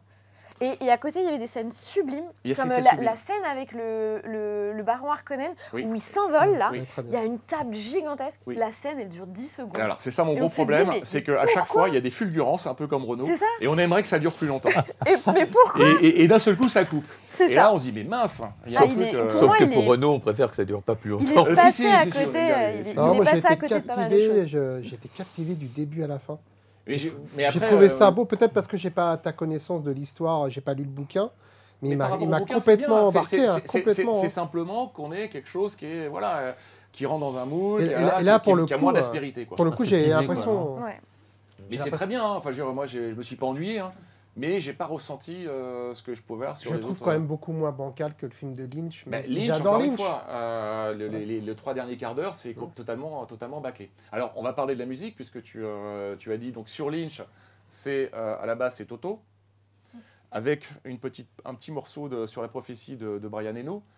Donc, Toto, alors là, tu voulais quelque chose à dire sur Une Toto? petite blague. Non, parce que tu as... non, pas une blague. Tout à fait. En fait, moi j'ai appris récemment que le chanteur de Toto, c'est le fils de John Williams. John Williams, donc un des plus grands compositeurs de films de tous les temps, on peut le dire. Oui. Et donc c'est son fils. Le chanteur de Toto, c'est le fils Alors, de John Williams. il a fait 2 piges chez Toto. Il en a fait de 86 à 88 sur 2 albums. Et il est revenu en 2006 à peu près. Enfin, voilà, parce que chez Toto, Oui, il y a plusieurs types, il y a plusieurs chanteurs qui se succèdent. Mais effectivement, il a été le chanteur. Et j'adore l'album numéro 7 Ones. Oui, c'est ça. Où il y a Jon Anderson, le chanteur de Yes, qui a fait une petite pige sur le 45 tours, puisqu'à l'époque, il allait faire un album avec On y Toto. revient. Il allait faire un album avec Toto, incroyable. In the City of Angel. Voilà. Donc, sur le Villeneuve, c'est Hans Zimmer. Hans Zimmer, on le connaît tous. Alors, savez-vous qu'il a commencé avec quel groupe? Yes. Pas loin, les Buggles. Les Buggles. Donc, il a été avec les Buggles. On le voit d'ailleurs dans un petit bout dans le clip Video Kills the Radio Stars. Et effectivement, alors pourquoi les Buggles? Yes, oui, puisque les Buggles, une fois qu'ils auront fait ce Video Kills the Radio Stars, ils intégreront Yes pour remplacer Anderson et Wakeman. Donc c'était Trevor Horn et Jeff Downes. Jeff Downes est toujours dans Yes aujourd'hui. Trevor Horn, il a fait des allers-retours. Surtout en C'est niveau plus fort que lui. producteur. Hein. Ouais, c'est ça. Et Hans Zimmer, il a fait Débranchez-le. aussi un studio pour les musiques de films qui est Media Ventures, où dedans participe Trevor Rabin, guitariste de Yes, avec qui il a fait la musique d'Armageddon. Voilà, c'est juste les petites D'accord. parenthèses. Juste une petite parenthèse. Quel est le rapport entre Yes et Sexy Starlet? Là, j'ai pas trouvé. Là, j'ai absolument pas trouvé. Bah, c'est qu'on dit oui pour les sexy starlets. tout bêtement. Voilà, c'est ça. Bravo. Alors là, Damien, je ne pouvais pas faire mieux. Voilà. Je ne pouvais pas faire mieux. C'est voilà. Et Au je niveau de pouvais enchaîner un la série. Alors, au niveau musique, juste une chose. Autant celle de Toto, elle est magnifique, elle est épique. C'est quelque chose qui te transporte. Celle de Hans Zimmer, elle est très organique, elle est très bruitage. Il y a des sons, enfin, elle est malaisante, on va dire. C'est vraiment, mais c'est très intéressant. Alors, la BO est sortie sous 2 formes, la BO classique ou ce qu'ils appelaient le sketchbook, où là, en fait, les morceaux durent entre 10, 15, 20 minutes. Et à partir de ces morceaux-là, ils ont fait la BO. Alors moi, personnellement, je préfère les morceaux de 10, 15, 20 minutes, où on laisse les mélodies, où on laisse l'ambiance s'installer. C'est absolument magnifique. Mais voilà, on n'est pas dans le lyrisme de Toto, on est quelque chose qui est un petit peu plus atmosphérique, on va dire. Graham Revell, lui, qui a fait la musique de la série télé, il est plutôt parti vers musique un peu plus arabisante à l'époque, puisque Dune, c'est quand même, voilà, il y a une influence maghrébine même dans les Fremen, dans tout ça. Donc lui a utilisé cette petite, cet aspect-là. Quant à notre ami Jodorowsky, lui, il voulait prendre Pink Floyd. Alors il y a des anecdotes. Alors c'est là, moi, franchement, il raconte sa rencontre avec Pink Floyd.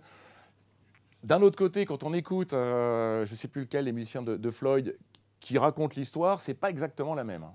Donc il y a je suppose un peu que des fois, Jodo, Un peu mythomane. il est un petit peu mytho. Alors, je dis un petit peu, c'est-à-dire que sur le cœur est vrai, mais il rajoute des choses où tu te dis... Magma aussi Alors, Magma, oui. Magma a été choisi pour faire les Harkonnen, la musique sur le thème des Harkonnen. Magma, groupe de rock progressif français. Il y a eu deux groupes de rock progressif français majeurs dans les années 70, Magma et Ange. J'ai réussi à placer Ange, c'est un truc de fou. Et donc, moi, personnellement, celui qui me fascine le plus, c'est vraiment celui de Lynch. Carrément. En 4K. C'est une belle édition, là. Ouais, ça c'est l'édition Arrow en 4K qui est absolument fabuleuse. Ça c'est clair. Celui de Jodorowsky, j'aurais bien voulu voir ce que ça aurait donné. D'un autre côté, comme tu le dis, il avait fait tout un script, un storyboard avec Moebius, donc le Giro pour les intimes. Ils sont allés à Hollywood, il leur manquait 5 millions pour le budget. Et ils espéraient le trouver. Malheureusement, Hollywood n'a pas été très réceptif. Ils ont dit voilà, c'est fabuleux, mais le réalisateur, Jodorowsky, on ne le sent pas. Ouais. Et d'un autre côté, peut-être. Pas tout à fait tort. N'empêche que toute la bande qui a travaillé sur Dune se retrouvera quelques années plus tard sur Alien. Donc ils seront tous là avec Alien.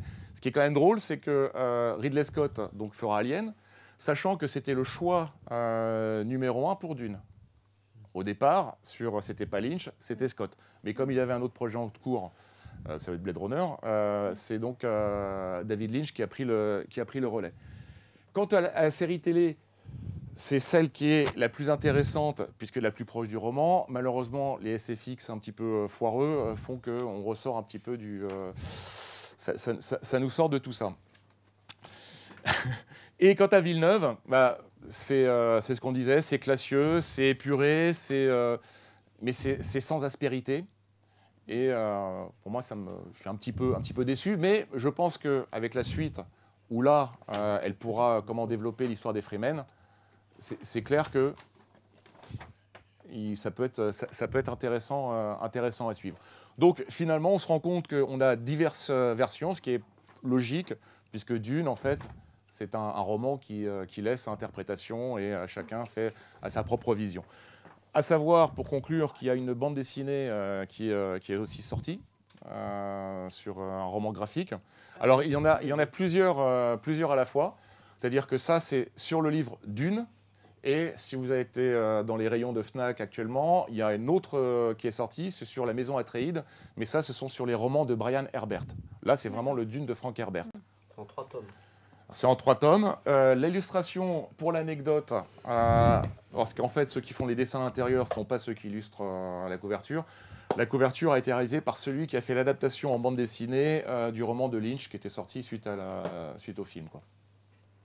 Je ne me rappelle plus du nom du dessinateur. Et voilà, sur Dune, ce qu'on pouvait dire de façon synthétique. Si je ne m'abuse, il y a une série télé qui s'appelle Les Enfants de Dune. C'est la suite. C'est la suite. C'est la suite, oui. Ah, c'est la même... Children of Dune. Je ne l'ai pas encore regardé, je ne vais pas te mentir. D'accord. Et en fait, elle combine le Messie de Dune et les Enfants de Dune, si ma mémoire est bonne. Alors Dune, très bien, mais de 2. Bravo. Voilà, c'était juste... Non, c'était très bien. Non, mais c'est dommage que, comme dirait l'autre, les effets spéciaux de la série télé soient finis à l'épice, quoi. Oh. C'était quel network qui avait fait la série déjà? C'est ce que je regardais tout à l'heure et c'est pas marqué, c'est pas Sci-Fi. précisé. Non, c'est pas précisé. Ouais, je regardais aussi ce que j'ai le souvenir. Je crois que ça a été diffusé sur Sci-Fi. Oui, c'est ça. C'est ça, ouais. Ouais. Ouais. Exactement. C'est pour ça, c'est un peu fauché, quoi. Bah, pour l'époque, ils ont fait ce qu'ils ont pu. Il y a des choses qui sont bien, je te dis, l'intérieur et tout ça, mais dès l'instant que tu es en extérieur, voilà, c'est catastrophique. Très bien. Daniel Bouteiller, c'est vous? Oui, Oui. bonjour.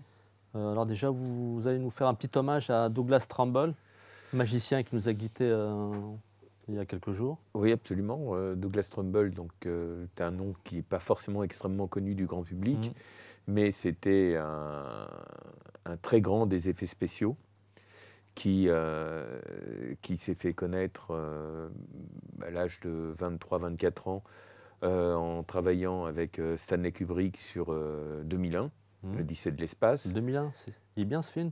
C'est un petit film. D'accord. Je crois que Laurent Picard Laurent, oui, a qui- fait une petite fixette dessus. Non, alors juste pour Kubrick, Trumbull, ce qu'il faut savoir, c'est qu'en fait, Trumbull, donc 23-24 ans, comme tu dis, travaillait pour la Graphic Film, qui faisait des films, des petits métrages pour la NASA. Et il y avait donc une foire d'exposition internationale à New York, 63-64, et il projetait un des films qui était To the Moon and Beyond, dans une salle sous une ronde, enfin, je ne sais plus comment on appelle ça là. Et donc, parmi les deux spectateurs à ce moment-là, il y avait Arthur C. Clarke et Stanley Kubrick, qui justement bossaient sur 2001. En voyant un petit peu ce que ça donnait, ils se sont dit, tiens, on va contacter Graphic Film, qui les a mis en contact, a donné l'adresse de Douglas Trumbull, et c'est comme ça qu'ils ont commencé à travailler ensemble. Le petit souci, donc Trumbull a commencé à faire des petits schémas, qu'il a échangé avec Kubrick, sauf que Kubrick a décidé de finalement de tourner 2001 à Londres. Et donc, il y en a un qui était aux États-Unis, Londres, donc c'était pas possible de continuer à travailler ensemble. À partir de là, le contrat s'est arrêté et Trumbull est resté avec Graphic Film. Sauf que Graphic Film, ils ont mis la clé sous la porte, puisqu'il n'y avait plus de contrat en cours. À ce moment-là, Trumbull a tout fait pour avoir le numéro de téléphone de Kubrick, l'a contacté en disant j'ai un petit peu travaillé avec vous, je veux absolument continuer à travailler sur votre film pour les effets spéciaux et tout ça. Et Kubrick a dit oui assez rapidement. Et donc il est arrivé sur le lieu du tournage où il était impressionné puisqu'à l'époque ils avaient déjà fait la fameuse roue antigravitationnelle là, qui était un décor assez imposant. Et alors très très très court, 2 séquences où Trumbull a mis vraiment la main à la pâte. La première, c'est le ballet avec les vaisseaux dans l'espace, puisqu'il fallait à la fois synchroniser le mouvement des vaisseaux avec le fond noir, ce qui était à l'époque très, très compliqué. C'était la motion control. Et ça sera réutilisé par Lucas dans Star Wars de façon encore plus améliorée. Mais c'est vraiment là où le procédé est utilisé comme il faut. Et ensuite, la séquence finale avec, donc par-delà la porte des étoiles, où vous avez cette séquence, vous avez les 2 images qui se rejoignent. Voilà. Et ça, c'est un système qui a été proposé par Trumbull à Kubrick en disant voilà ce que je te propose en type de caméra. Et donc, il a fait un procédé. Kubrick a dit OK, c'est bon, vas-y. Et ce qui a beaucoup plu chez Trumbull avec Kubrick, c'est qu'il lui a laissé beaucoup d'espace et de liberté pour la créativité. Donc c'était un pur génie. Malheureusement, aux Oscars, c'est que Kubrick qui aura la récompense. Il ne sera pas cité. Il en est un petit peu resté aigri là-dessus, puisqu'il disait, Kubrick, ça a été mon mentor. Il a tout connu aussi grâce à Kubrick. C'est-à-dire qu'en fait, il s'est développé grâce à Kubrick. Et c'était un génie. Sauf qu'à la fin, Kubrick a tiré un petit peu la couverture à lui, puisque à l'Oscar, il fallait donner... il y avait 3 noms. Ils étaient 4 à avoir bossé dessus, donc Kubrick. Et Kubrick a dit, écoutez, si on gagne, donnez que mon nom, puisque j'ai tout supervisé de A à Z. Donc ça a un petit peu énervé Trumbull sur ce point. Voilà, je ne dirai pas plus sur 2001. Voilà. Non, mais donc ce type, ce jeune garçon, parce que, je veux dire, 23-24 ans, oui. Ouais, 23-24 ans, c'est quand même absolument hallucinant de travailler sur un film de cette envergure. Il a collaboré à très peu de films, finalement. Il en a réalisé 2, Silent Running et Brainstorm. Et il a collaboré à 8 films, 7-8 films, je crois. Il a travaillé sur le générique d'une comédie de Christian Marquand, qui s'appelle Candy, un truc un peu délirant, très pop. La même année d'ailleurs que 2001, il a travaillé sur le Mystère Andromède de Robert Wise. Ainsi que Star Trek. Star Trek. Et Star sur Trek. Sur Star Trek, quand tu regardes le début de Star Trek avec l'arrivée des vaisseaux, et voilà, on est lui, quoi. exactement dans 2001. Hein. C'est vraiment ces deux films qui sont assez cousins par rapport aux vaisseaux spatiaux. Star Trek, le film de Robert Oui, Wise. absolument. Ouais. Sur Rencontre du troisième type, Oui. où il a fait un travail phénoménal. Il a fait des merveilles. Et puis sur Blade Runner, en 82, donc où il a travaillé avec Ridley Scott. Et c'est pareil, au niveau effets spéciaux, c'est top. Il travaillait beaucoup sur la lumière. Hein, j'ai vu un documentaire très intéressant que m'a conseillé Jean-Paul, où en fait, les maquettes sans la lumière, sans les néons, la lumière et la fumée également donnent toute la magie à l'effet spécial.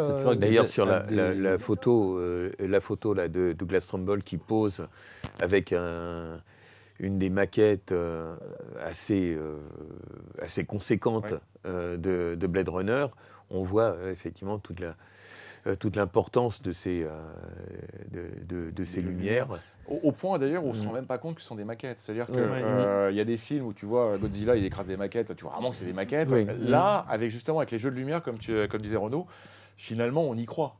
Et ça donne une impression d'immersion, de profondeur. La dernière copie 4K de Blade Runner, c'est époustouflant. Sur ta belle télé 4K. Oui, sur ma belle télé 4K, les effets spéciaux, on a l'impression que c'était tourné il y a une semaine. C'est étonnant de modernité. Pas du tout. C'est impressionnant. C'est mieux que les meilleurs effets de synthèse actuels. Et comme dit Daniel, malheureusement, il a fait peu de choses pour le cinéma. Mais par contre, qualitativement, c'est... Alors en 1972, donc, il était un petit peu touche à tout. Il était surtout, je pense, toujours à la recherche de création. C'était véritablement un créateur au niveau technique. Donc en 72, il s'est essayé à la réalisation avec Silent Running, qui est un film de science-fiction écologique. Avant la lettre. Oui, totalement. Bon, qui a un petit peu... peut-être quelques petites longueurs, mais qui est en tout cas visuellement magnifique. Oui, même si on voit un peu plus les maquettes que dans 2001, par exemple. C'était pas le même budget. C'est pas le même budget, mais ça se voit. C'est-à-dire que 2001, pour moi, on est à une perfection d'effets spéciaux, un petit peu comme sur Blade Runner. Sur Silent Running, c'est très bien, mais tu vois qu'il y a quand même tu vois que ce sont des maquettes. Alors que les autres, on a vraiment l'impression que c'est une ville ou des vaisseaux. Voilà. Alors, il y a aussi la chanson de John Baez que j'aime beaucoup dans Silent Running, qui amène parce qu'on est dans l'écologie, on est dans le mouvement hippie et tout ça. Qu'est-ce qu'il y a, Renaud ? C'est parce que j'ai vu Julie rigoler. C'est pour ça, du coup, ça m'a fait rire. Mais vas-y. C'est John Baez Oui, c'est à cause. Elle a fait le rapprochement avec Damien. Damien et le... Non, mais non. Mais si, mais ça lui fait du bien. C'était même pas ça. Je me suis dit, est-ce que c'est encore quelqu'un de Yes ou je ne sais quoi. Ah non, John Baez, non. Ah bon. Bon, voilà, c'est tout. Pardon.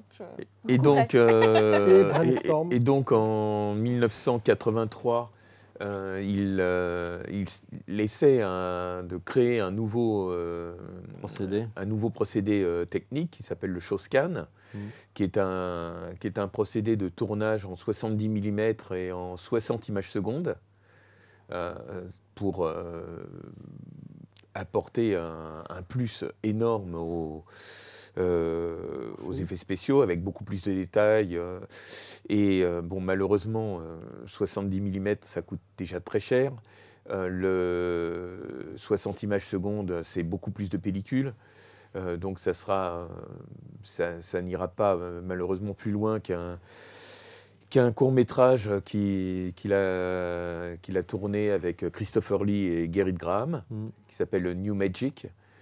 Et donc, à la suite de ça, donc ce procédé devait être utilisé sur le film qu'il avait en préparation, Brainstorm, avec Christopher Walken et Natalie Wood. Bon, film malheureusement Endeuillé. très endeuillé par la mort, Oui, Nathalie toujours pas vraiment élucidée de Nathalie Wood. Bon, il y a eu des bruits, beaucoup de bruits qui ont couru sur... Ouais, ils essayent de nous mener en bateau. Oui, merci beaucoup. Par contre, ça l'a vraiment affecté, hein, Oui, à tel point qu'il a quasiment arrêté le cinéma. Hein. Mhm. Puis après, c'est consacré au parc d'attractions pour développer Jurassic Park, je crois. Retour le retour vers le futur. Retour vers Voilà. le futur. Mais, Voilà. ouais. Et ça, donc, j'ai- il est décédé à l'âge de 79 ans, le 7 février dernier. Et sinon, il y a un excellent documentaire qui s'appelle Trembleland, un documentaire français qui a été tourné il y a 2-3 ans, où donc on voit les dernières images de Douglas en train de chercher encore en train d'expérimenter dans son ranch. Enfin, Pour dans un son- projet de film, d'ailleurs. Pour un projet de film, ouais, on voit vraiment Les coulisses. les coulisses. Ouais. Les Trumbull à coulisses. D'accord. D'accord. Avec la place. Donc c'est un documentaire que je vous recommande vraiment. Et pour la petite histoire, il faut savoir que le père de Douglas Trumbull avait commencé à travailler dans les effets spéciaux. Il avait travaillé pour le Magicien d'Oz. Absolument. Ouais. Et donc ça c'est drôle. Et d'ailleurs, il a rappelé donc son père pour son premier film, 2001. Silent Running. Non, il bon est venu sur Silent Running travailler avec son fils. D'accord. Voilà. Mais c'est un très très bon documentaire que je vous conseille. Très bien, donc Trumbullland. Trembleland, voilà. Ok, j'en prends bonne note. Sinon, tu avais d'autres choses à nous...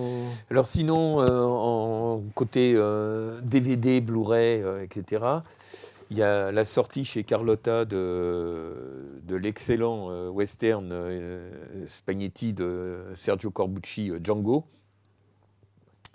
qui vient un petit peu dans la suite des succès des deux films. On est au début du western Spaghetti, on est dans les premières années du western Spaghetti. Il y a eu évidemment les deux premiers films de la trilogie du dollar de Sergio Leone qui ont été des succès phénoménaux. Donc Corbucci, lui, n'a pas le même budget que Sergio Leone. Donc il va trouver un autre biais pour tourner son film avec moins de moyens. Il va le tourner dans un studio, enfin une grosse partie en tout cas, dans un studio près de Rome. Et ce studio est complètement délabré. Tout tombe en ruine et est envahi par la boue. Et ils se disent, quitte à faire un truc crapoteux, autant rajouter du crapoteux. Et donc, ils inondent complètement, ils inondent le terrain. Et le film entier se déroule dans la boue. La Gadoue, voilà, c'est ça, absolument. Pétula Clark aurait pu chanter. Toute ton époque, encore une fois, c'est pour ça fait plaisir. Et donc, il cherche un comédien pour incarner le rôle principal. Ils finissent après avoir fait des tests des tests costumes avec plusieurs comédiens, dont Mark Damon. Se fixer sur un jeune de 23 ans, je crois, Franco Nero, qui a déjà fait quelques films, qui est déjà apparu, mais pas en tête d'affiche. Là, ça va être son premier rôle important. Django va être également dans l'histoire du western italien un des premiers films, un des premiers westerns ultra-violents, puisque je crois qu'il y a 130 morts dedans. Enfin, c'est absolument dément. Il y a une dimension un petit peu fantastique, presque onirique dans ce personnage qui me rappelle un petit peu. C'est le prémisse de.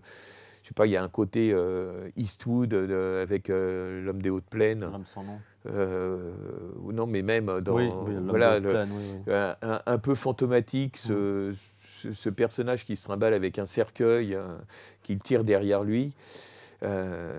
Cercueil qui renferme il faut pas le dire. quelque chose dont qui lui servira, on va dire, pour tuer 130 personnes, à exterminer Une arbalète. un peu. Dans le scénario, il y a également un côté très Ku Klux Klan, enfin extermination du Ku Klux Klan, puisque les méchants se trimballent avec des cagoules, qui ne sont pas blanches mais rouges, et qui s'en prennent non pas aux Noirs mais aux Mexicains. Mais il y a quand même un certain nombre d'analogies, on va dire, sympathiques, puisqu'ils se font tous descendre. Voilà, et donc Django est un héros très masochiste, puisqu'il en prend plein. Il en prend plein la gueule pendant tout le... Oui, et puis après, ça sera un personnage iconique, puisque voilà. ce sera une sorte de franchise sans vraiment être une franchise. Voilà. Parce que le titre sera repris. Le titre sera repris un certain nombre de fois. Et, sans pour autant être le même personnage, c'est juste en accroche. Jusqu'à Quentin Tarantino qui rend hommage au film. Et un hommage direct, bien entendu, puisqu'il utilise même Franco Nero dans le film, qui fait une apparition au bar. Tarantino faisait jouer la musique de Django pendant certaines scènes sur le tournage.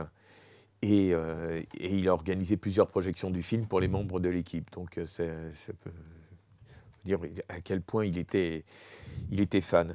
Donc Django, c'est vraiment un film clé dans l'histoire du western spaghetti. Voilà, oui, c'est... Il y a un côté Art to be good. Un très joli coffret. Voilà. Ouais, même des autocollants. Et donc, dans les bonus, il y a une interview de Franco Nero, il y a une interview de Ruggero Deodato, qui a travaillé sur le film. Alors, Deodato est assez amer et aigri, puisqu'il s'attribue en tout cas une grosse partie des idées du film, qui ne semble pas être corroborée par la veuve de Sergio Corbucci, qui dit qu'il affabule un petit peu sur certaines choses. Donc voilà pour Django. La copie est superbe et à voir en version italienne. Même si le film a été post-synchronisé comme la plupart des films italiens. Oui. Mais j'ai jeté un coup d'œil sur la version anglaise, c'est catastrophique. Donc, à voir en version italienne. Voilà. Toujours chez Carlotta, il y a, dans la catégorie western italien, il y a El Ciuncio avec Klaus Kinski. Un excellent western de Damiano Damiani. C'est dur. Voilà. El Ciuncio. Il fait partie des classiques du western spaghetti aussi. Oui. On a dans la série Midnight Collection, dans laquelle Carlotta avait sorti déjà quelques... The Exterminator, Le droit de tuer, la série des Angels, dont on avait parlé dans Boulevard du cinéma. Donc il y a Christmas Evil. C'est bien ça. Petite série peu anecdotique, on va dire que c'est pas génialissime. Voilà, ce sont pas des grands films, mais c'est effectivement c'est de la série B, mais c'est sympathique. D'accord. Voilà. Alors, qu'est-ce qu'on a d'autre? On a chez Carlotta aussi, enfin, donc la Spinoza del Diablo, l'Échine du Diable de Guillermo del Toro. You are bilingue. Du rhum israélien, ça. C'est notre chouchou un peu dans la filmo de Del Toro. Ouais, peut-être le meilleur film de Del Toro, non? Non, attention, il y a le labyrinthe de Pan aussi. Non, le labyrinthe de Pan. En égalité. Et j'adore Damnation Alley. Là Damnation Alley. Ah, son dernier? Oui. Ah oui. D'accord. Mais j'aime. Les excuses, on ne l'a pas vu en premier. Bah non, ouais, j'avoue. Ouais. Il est en salle. Il est sorti. Ah, bien. Dépêche-toi, Oui, parce oui, que oui. comme il se plante un petit peu, le Ouais, film, ouais, malheureusement. Le début est bien, le milieu est moins bien et la fin est bien. Ouais. Je sais pas, C'est pas vu non plus, hein. un tout petit peu long, mais la fin rattrape tout. mais c'est superbe. Le film est superbe de toute façon d'un bout à l'autre. Voilà. Qu'est-ce qu'on a également? On a chez Artus un classique du cinéma merveilleux russe d'Alexandre Ptushko, qui est le géant de la steppe, avec des monstres, des hydres à plusieurs têtes, donc, comme c'est le principe de l'hydre. Hein. Voilà. Chez Rimini, Le Pirate des Caraïbes, un film d'aventure de pirates. Johnny Depp. Non. Voilà. Terreur sur la ville, que tu as dû voir, Damien. Ouais. Voilà. Et donc, qu'est-ce que tu en penses? C'est meilleur que Christmas Evil, dans le même Ouais, genre voilà. de série B horrifique des années 70. Alors, c'est tiré d'un fait réel qui n'a jamais été élucidé. Donc, pendant une période, tu as une ville qui a eu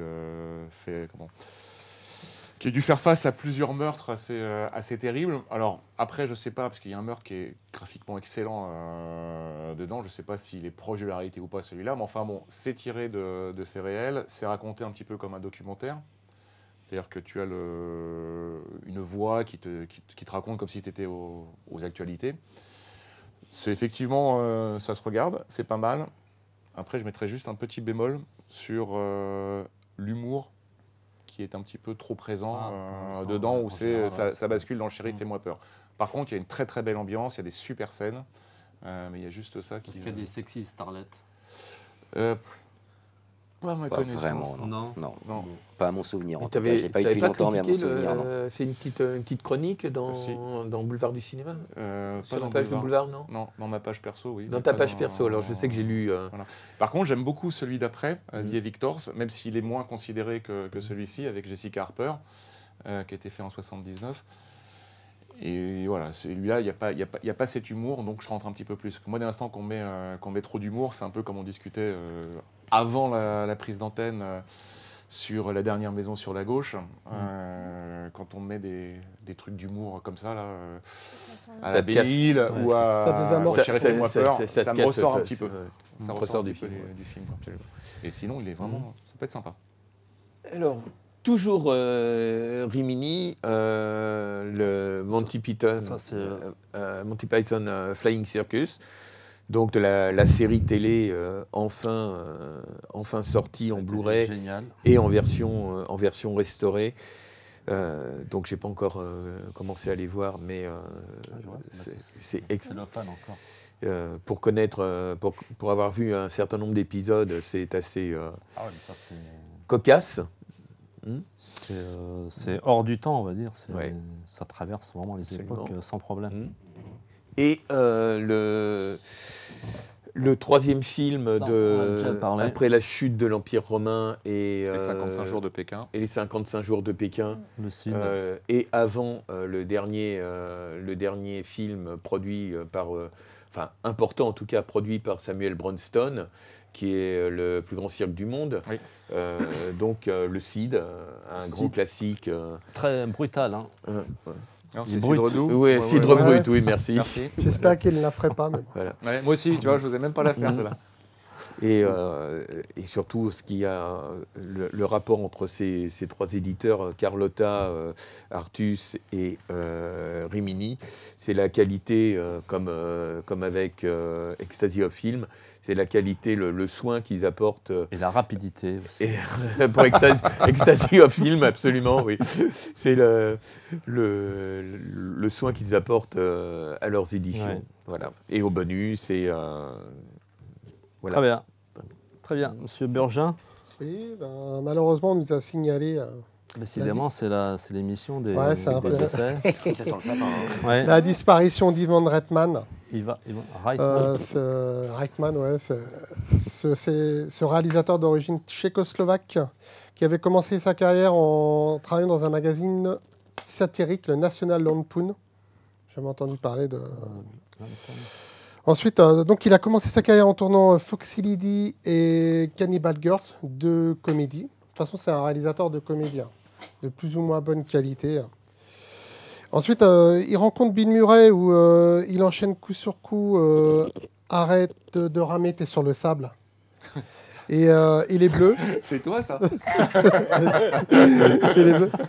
Mais le véritable virage de sa carrière, ça reste quand même le premier SOS Fantôme, Ghostbusters, qui est un classique de la Ghostbusters, qui est un classique de la comédie fantastique.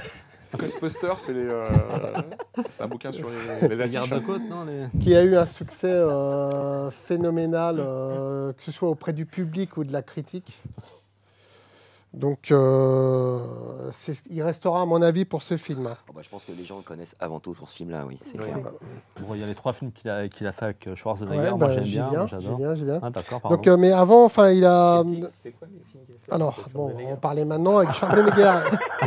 Il a fait Jumeaux, Un flic à la maternelle et Junior. Perso, Pas pour- vu, hein.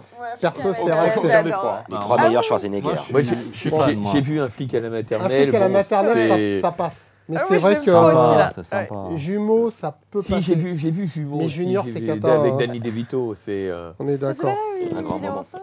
Ouais. Junior. Ouais, non, j'ai Junior. vu. Alors les 3 sont sortis, viennent de sortir en Blu-ray. On peut les procurer en Blu-ray sans problème. Hein. Oui, ben non. Ouais, c'est ça. Donc- On a l'intérêt de les voir en Blu-ray. Pour se remettre un petit peu quand même de ces semi-échecs, je pense aussi à l'affaire Chelsea Diardon avec Robert Redford quand même, qui n'a pas fonctionné. Chelsea, regarde. Chelsea, Il sort pardon. pas celui-là oui, non, il est déjà sorti. oui. Il est sorti, celui-là. tout à fait. Il fait quand même la suite de SOS Fantôme, SOS Fantôme qui réalise en 89. Mais par contre, le film ne marche pas parce qu'il va rapporter simplement la moitié de ce qu'a pu rapporter le premier. Celui-là, du coup, il n'était pas très bon. Ouais, Donc, non, c'est pas terrible. encore un échec. Hein. C'est vrai que c'est pas Pourtant, il y mal a les d'échecs Kevin acteurs, c'est Reitman. vraiment- Ouais. Comme je disais, heureusement qu'il a fait SOS Fantôme. Et, il va retenter... Je crois qu'il allait dire heureusement qu'il est mort. En 1998, il va retenter encore une comédie fantastique avec Évolution. Mais ça, c'est Vous avez vu sympa. au cinéma Avec David. David Ça, c'est Duchovny. sympa. David. Il guette mes fautes de France. David. Duchovny. Voilà, c'est ça. Duchovny, Oui. qui est plutôt sympathique, Oui, Mais Ouais, si c'est je et sympa. puis fais très fine. Hein. Ouais. qui, qui sauve un peu les meubles, on va C'est dire. quoi l'histoire d'extraterrestre Non, mais C'est une c'est... sorte de parodie. C'est toi qui nous d'X-Files, as raconté ça, moi, Oui, mais là, je peux pas, là, je peux Bah, plus. tu là. peux, Ouais, ouais. mais Bon, non, je mais non, pense que, mais ouais. on va C'est pas- c'est un film qui va rester dans les annales. C'est ça. Par contre, ce qui est étonnant chez lui, C'est le trou lui, noir, quand on regarde ce qu'il a pu faire, c'est sa carrière de producteur, Oui. surtout au début. Oui, c'est étonnant. Puisqu'il a produit, alors il n'était pas tout seul, hein, mais il a produit quand même Frisson. De David Oui. Cronenberg. C'est quand même courageux. C'est pas, on va dire que c'est pas représentatif de la carrière qu'il a pu avoir après. Également American College et surtout Métal Hurlant. Métal Hurlant aussi. Métal Hurlant, voilà. Non, je- Après, non, ses je productions, c'est surtout ses films en fait. Voilà ce qu'on pouvait dire. C'est quand même un réalisateur attachant qui a fait quand même rêver des générations de gamins, Mm. dont moi-même. Enfin, une génération de gamins. Bah, mes enfants, ils ont SOS Fantôme, pour eux, c'est un classique. Hein. Ah oui, quand Mais- même, ça passe le temps quand Oui, même. mais c'est Oui, ça non, mais passe ce que la je veux dire, c'est génération. que il a pas Attends. fait plusieurs. Il a fait, en fait, il a eu un succès énorme qui a marqué une génération. Après, tu la transmets, Ouais. mais il n'a pas fait, tu vois, plusieurs, comme par exemple Wes Craven, qui lui, dans chaque décennie, a eu un film qui était pour chaque génération. C'est rien que pour ça, je lui tire mon chapeau. Oui. Tu rigoles. Je sais pas. C'est à cause de Juliette, je crois que c'est Juliette qui nerveuse, ouais, je sais qui C'est fait rire Wes- c'est Julie. le Wes Craven ou Wes Craven. Je sais pas. c'est- Bon, bref. Bon. Ouais, Donc en fait, il a fait effectivement rêver une génération et qui après l'a transmis à d'autres générations. Il n'y a pas eu des générations successives, puisqu'en fait, il a fait un succès. Et puis tes enfants, c'est pas vraiment un bon exemple, quoi. Oui, c'est pas une référence. Si, non, je suis pas d'accord. Ghostbusters, il est culte. Bah Oui, oui, il est ça, cool. je- Faut leur dire bonjour quand même. hein. Clairement. Oui, ça a l'air minimum, parce que de toute façon, ils n'arrêtent pas de faire des reboots, Oui, suite en remake plus, aussi aujourd'hui, qui marchent Ils très en bien. parlent dans Et, plein de séries, vu que c'est c'est un vrai peu le renouveau Mm. des 80s en ce moment. et c'est un film qui a énormément marqué, oui. Ouais. Ça restera le film de sa carrière, oui, clairement. Mm. Voilà, messieurs. dames. Très bien. Alors moi, je vais juste dire 2 mots sur cet excellent concert de John Williams. C'est pas le papa de Toto Oui, c'est le père du chanteur de Toto. C'est le moment de faire des blagues. De Donc Toto c'est Williams. un concert qu'il a donné donc en octobre 2021 à Berlin. Et le concert est vraiment magnifique. Alors je vous conseille vraiment cette édition-là parce que vous avez en fait un Blu-ray vidéo, un Blu-ray audio et 2 CD. Et le son est juste Le son, incroyable. Il est époustouflant. Parce que bon, c'est quand même Dutch Gramophone, qui est une grande maison d'édition Et on y découvre un qui jeune édite. homme de 90 ans. À l'époque, il avait 89 ans, mais c'est assez 80. impressionnant parce que le concert il dure presque 2 heures. Et pendant 2 heures, il est debout comme un i. Et avant chaque musique, il donne des petites anecdotes, des petites histoires. C'est pas traduit, mais même moi, j'ai réussi à, mais on à comprend quand comprendre même. quelques... Et d'ailleurs, pendant ce concert, on apprend qu'il va faire la musique du prochain Indiana Jones. Donc il le dit devant le public. Les gens sont super contents. Dans la liste des titres, il y a quand même un gros succès pour la marche impériale de l'Empire contre-attaque. On voit que le public réagit vraiment. Ouais, ouais. Tous les titres de sa carrière, on va dire les moments les plus forts sont représentés. Bon, il y a des lacunes. Quand Bon, on voit sa il y a pas les Dents de la filmographie, Mer, par elle exemple. est trop importante et impossible de mettre Ouais, tout c'est ça. vrai, Impossible. Parce qu'il a commencé à faire, il a fait pas mal de films catastrophes. Il a fait L'aventure de Poséidon, il a fait Tremblement de terre et La Tour infernale. Oui. Donc c'est vrai que on aurait envie de les écouter en concert, ces thèmes-là aussi. Mais bon, là, après, c'est... Après, il faudra un concert de 50 heures. Bah oui. Mais là, déjà à 89 ans, faire un concert comme ça... C'est un beau cadeau qu'il nous fait en tout cas. Et donc là, il a eu 90 ans il y a quelques semaines. Donc chapeau, Monsieur John Williams. Voilà. Non. Pas de question. Et il y a un rapport avec chanteur de Yes. Yes. Non, mais Yes. j'ai déjà dit. Yes, donc, ouais. j'ai déjà fait tout à l'heure, donc il n'y a pas de... C'était Voilà. avec Zimmer. Non, c'était avec William aussi. Non. Eh oui, puisqu'en fait, il y a un rapport entre Toto et Yes. Ah oui. C'est vrai, oui, le Si tu chanteur. suivais un chanteur peu de le Toto, c'est le fils bêtement, de Pardon, John mais non, mais Williams. c'est vrai. Excuse-moi, je Laurent, pardon. Et Julie On va s'arrêter là, Ouais. Vous voyez une fille, voilà, je glousse. mademoiselle. On va en rester là. On va surtout remercier Mediactive qui nous a prêté ces jolis studios aujourd'hui. Donc merci Julie, merci messieurs et à très bientôt. Au revoir. Au revoir. Au revoir. Au revoir.